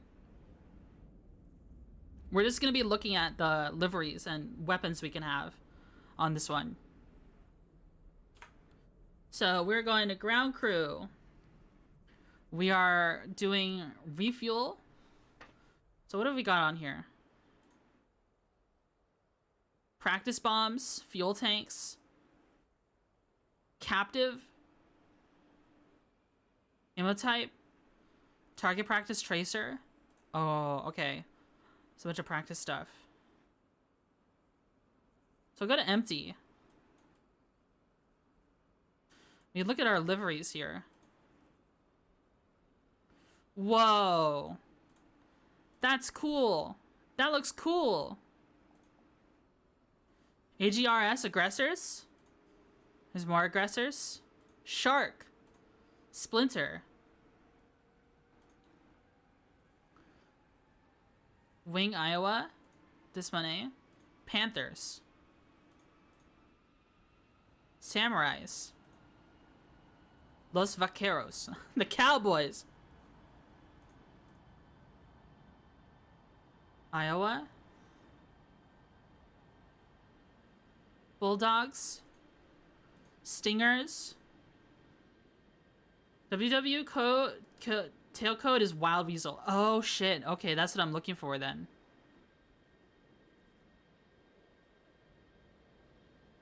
Flying Hawks.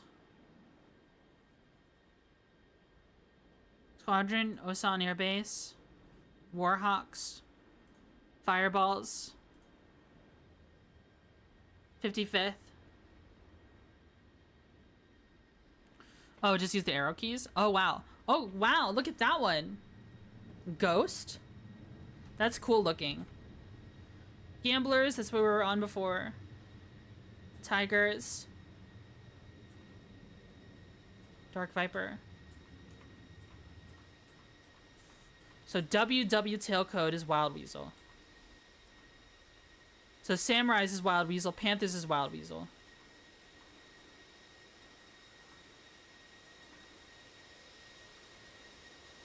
Huh, I could have sworn there was more.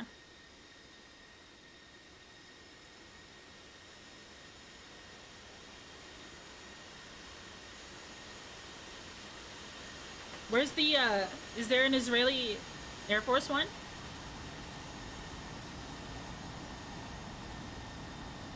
The mission this has you set in the US, so not all liveries are available. Okay, I see. I see. I might have to make a, go to the Syria map and make a, go to the editor encyclopedia to see them? Okay, okay. I wanted to see the Israeli Air Force one.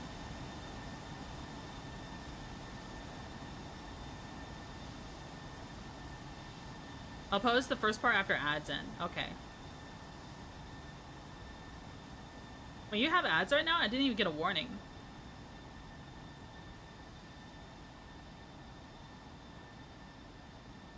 Is this as good as you're expecting? Ooh.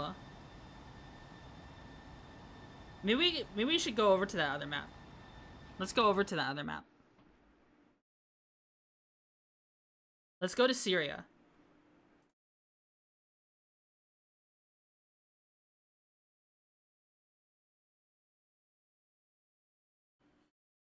Let's go Syria. Free flight.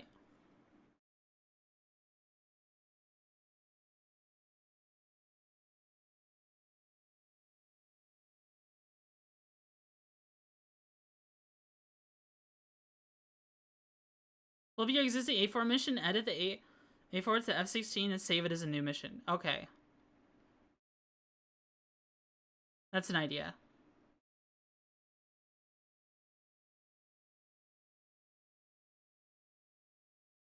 Core lines are imaginary lines drawn from the leading edge of the wing to the trailing edge. Leading edge of the wing to trailing edge. Am I already in the air? Oh. This is a free flight mission. Oh shit. I'm already in the air. Whoa, whoa, whoa. My binds are not set up. Binds are not set up. The throttle just made me roll like crazy. The throttle just made me roll. What is that beeping noise, Bead? The throttle is my roll, guys. The throttle is my roll. Save me.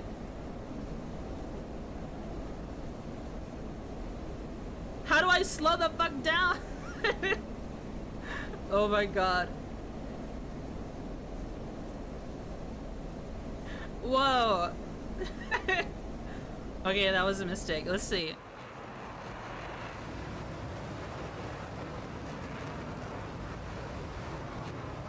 Unrestricted visibility. I know, we can see everything. Pause and fix the binds. That would take like 30 minutes setting up all the binds. Alright, let's quit again.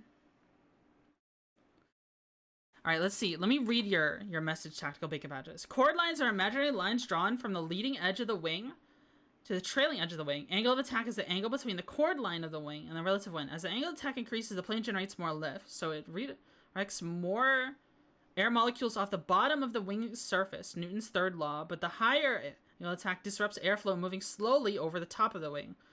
A wing will stall when it exceeds the critical angle of attack regardless of the aircraft's indicated airspeed. What is a stall? A stall is when the airflow separates from the top of... Oh, so speed isn't the factor.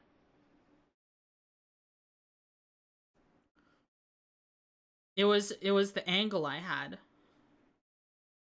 Now talk about accelerated stalls. We have to understand load factors too.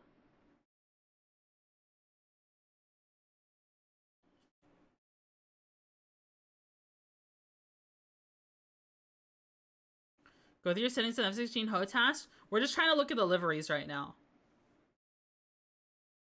Not trying to go... Not trying to fly it today.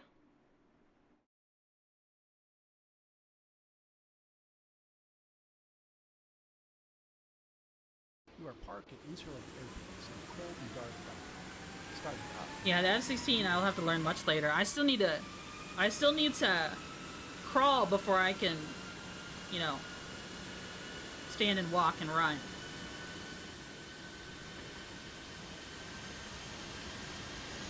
This might also have you set as US faction? Oh wow. Let's see.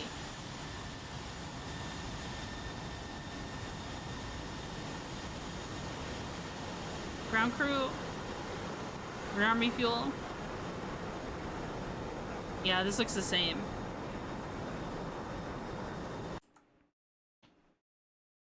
Hi. 3 months of fun, let's go. F-16 time? We're just trying to look at the liveries. I think I need to edit my mission. So let's open this one. View the liveries in the editor? Okay. So, what, you can change factions here? Country?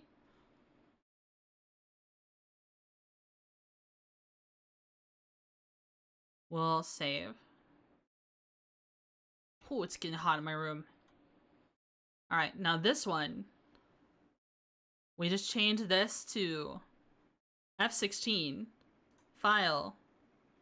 Save as Syria F-16. Load factor is the amount of force exerted downwards perpendicular to the wings. In straight and level flight, you have a load factor of 1 gravity. When you bank left or right, you are converting vertical lift into horizontal lift, and your inertia tries to move you away from the center of the turn, generating opposing force to that turning force. Oh. Combined blue task force blue is all liveries, is it? Okay. I see.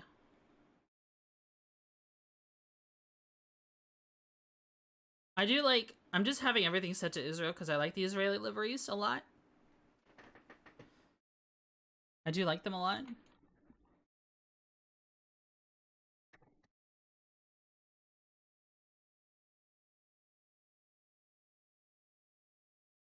File open. Open F-16.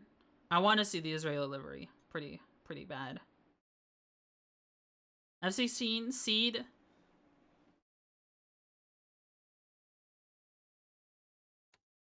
How goes the sorties? We were just practicing today. We attempted 3 landings, but I only landed once. And it was the first time only. I made mistakes for all the rest.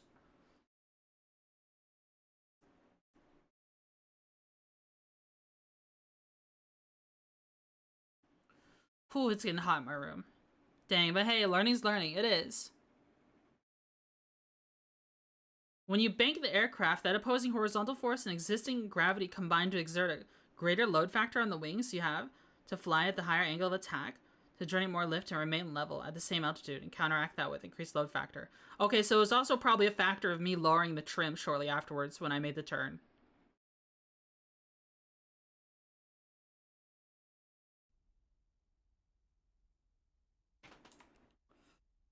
All right, here we go. Then we go to ground crew. Rearm refuel. Ooh. Look at that. 101st. It shows like a Grim Reaper or something. 110th.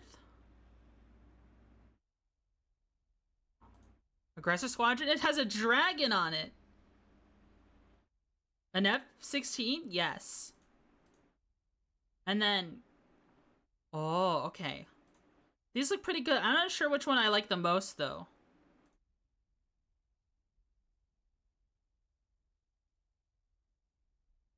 I'm not sure which one I like the most, though. Hi, Osho. How are you? Yeah, Scar bought me the F-16. That was really nice to her. It's like... Well, she gave me the option of 3, and I chose the F-16. She gave me the option for the F-14, F-16, F-18. And I chose the F-16 because it's the super seed machine, and I want to do seed. It's a great jet, yeah. It looks... It's honestly the prettiest of the 3. It's the prettiest of the 3. But look at all these loadouts. Where's the harms? What are the harms called again?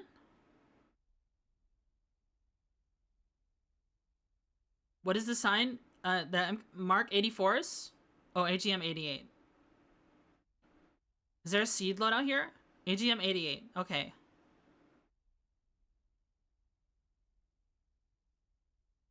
Whoa, what is this crazy loadout? And look at these different ammos. In fact, the critical angle of attack being when you stall. Normally an aircraft will have a set stalling speed where it slows down below certain IS. For the wing slows, it will exceed the critical AOA, trying to remain at the same altitude. When you increase your load factor, you increase the IS, where the aircraft will exceed the critical and stall. Okay. So it was a combination, my crash landing was a combination of me taking the turn too harshly, was me trimming too much right beforehand, and then also moving too slowly, and then not taking the proper corrective actions. So a lot of things caused what happened to happen. Request rearming. Copy. I click on that right button, you can pick the weapons from a list. Oh, okay, yeah. I just want to see what this basic this first loadout is. We can see if we identify everything.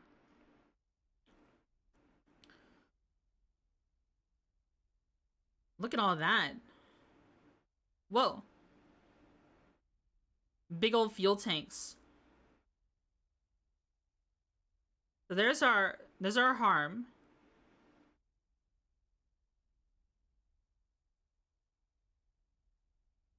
You can carry so much.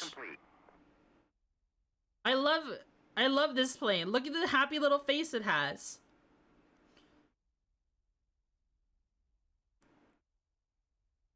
Okay, so yeah, banking too hard. Bank of 45. Okay, I should have defaulted to the 45. I think I took it too aggressively. Way too aggressively. Permanent Colony, she's so chubby. I mean, she's a pretty small plane. But with all this stuff on it, yeah, she's chubby. Small when I say she's like several dozen humans large. How many humans would take up the same volume of an F-16? Probably in the 20s.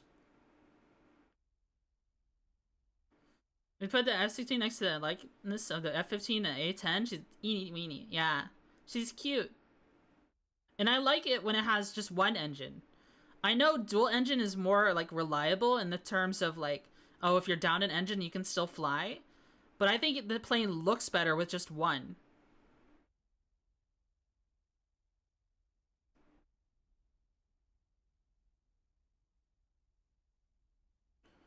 Alright.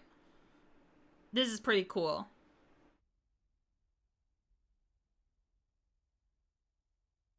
F-16 can take so much F4 and F-15. What? Look at all that. That's a lot of stuff. All right, let's see. Let's also look at what we have in general for rearm. So, what is this? Pods? Smoke generators. So this is the far ends. Pods. TCTS pod. Sidewinders, all kinds. A captive one.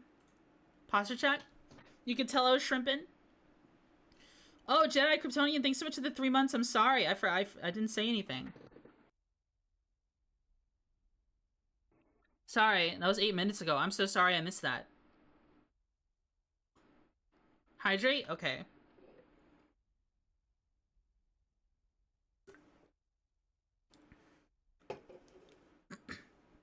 F-16 is too basic. I think it's very pretty. AA missiles, air ground, rockets. TR, 9As. I don't know what these are. Unguided rockets, Hydra. Unguided rockets. What is this 70mm Hydra? Is that like the payload inside?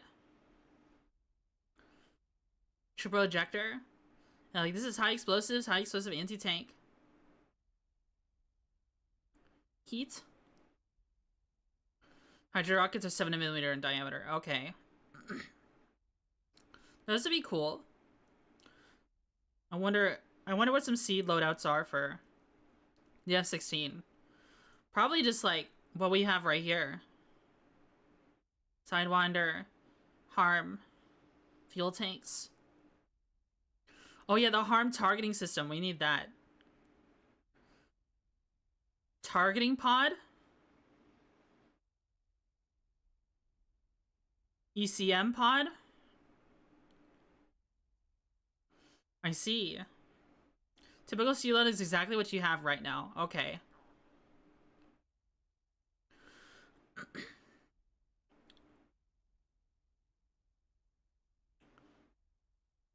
We have 2 different kinds of sidewinders.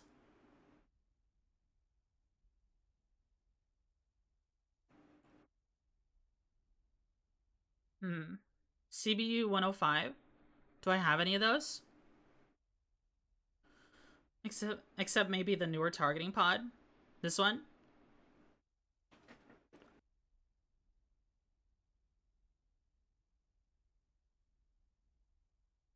5R. Listening. I see. Now what would you run as your typical semi-armor piercing 8 high explosive incendiary? That sounds good for radars.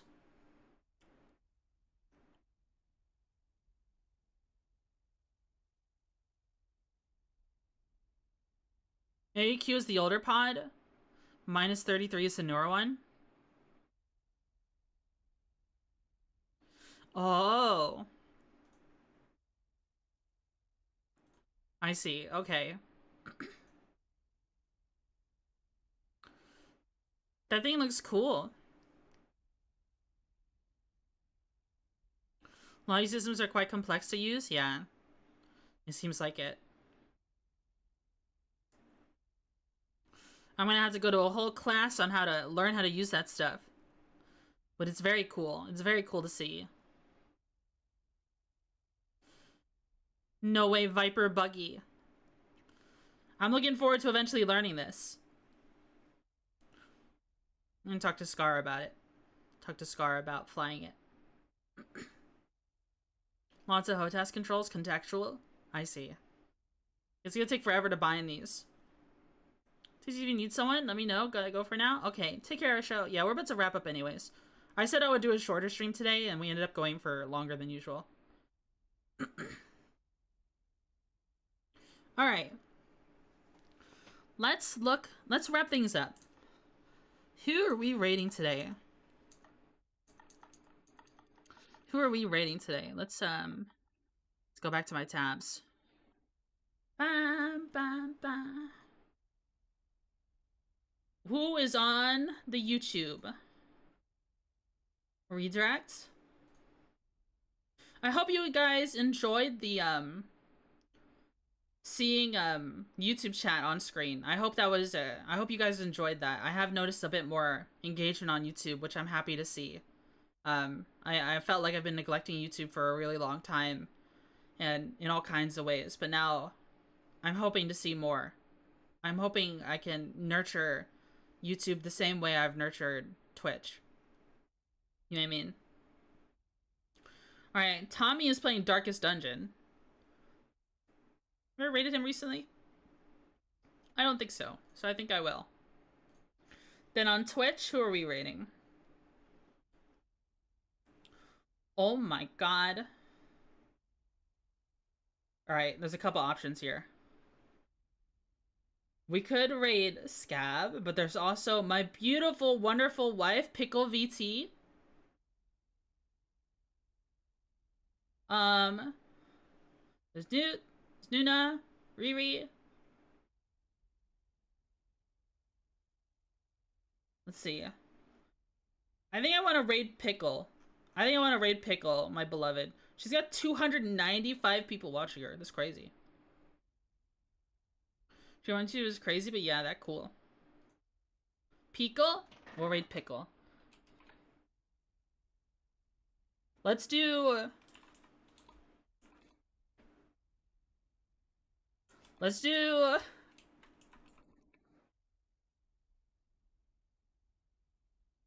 This is so yab. No, should I make this the raid message? Is this a good raid message, guys? Is that...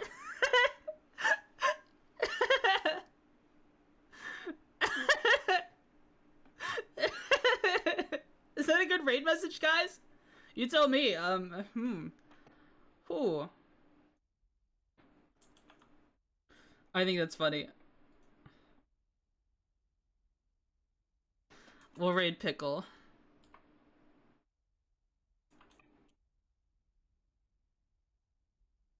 We'll raid Pickle. You can choose either of those messages. What's she doing? Oh, she's looking at police body cam footage right now. Start raid. Alright, everybody. Thanks so much for tuning into my stream. I had a blast hanging out with all of you. I hope you enjoyed DCS. I hope you enjoyed the yapping. I had a lot of fun. Have a wonderful night. I'll see you all on Thursday with a hand cam stream. We'll be building a Lego set as usual. Thanks so much for having me. Thanks so much for tuning in. You're all wonderful people. See you then. Bye bye. Bye bye bye bye.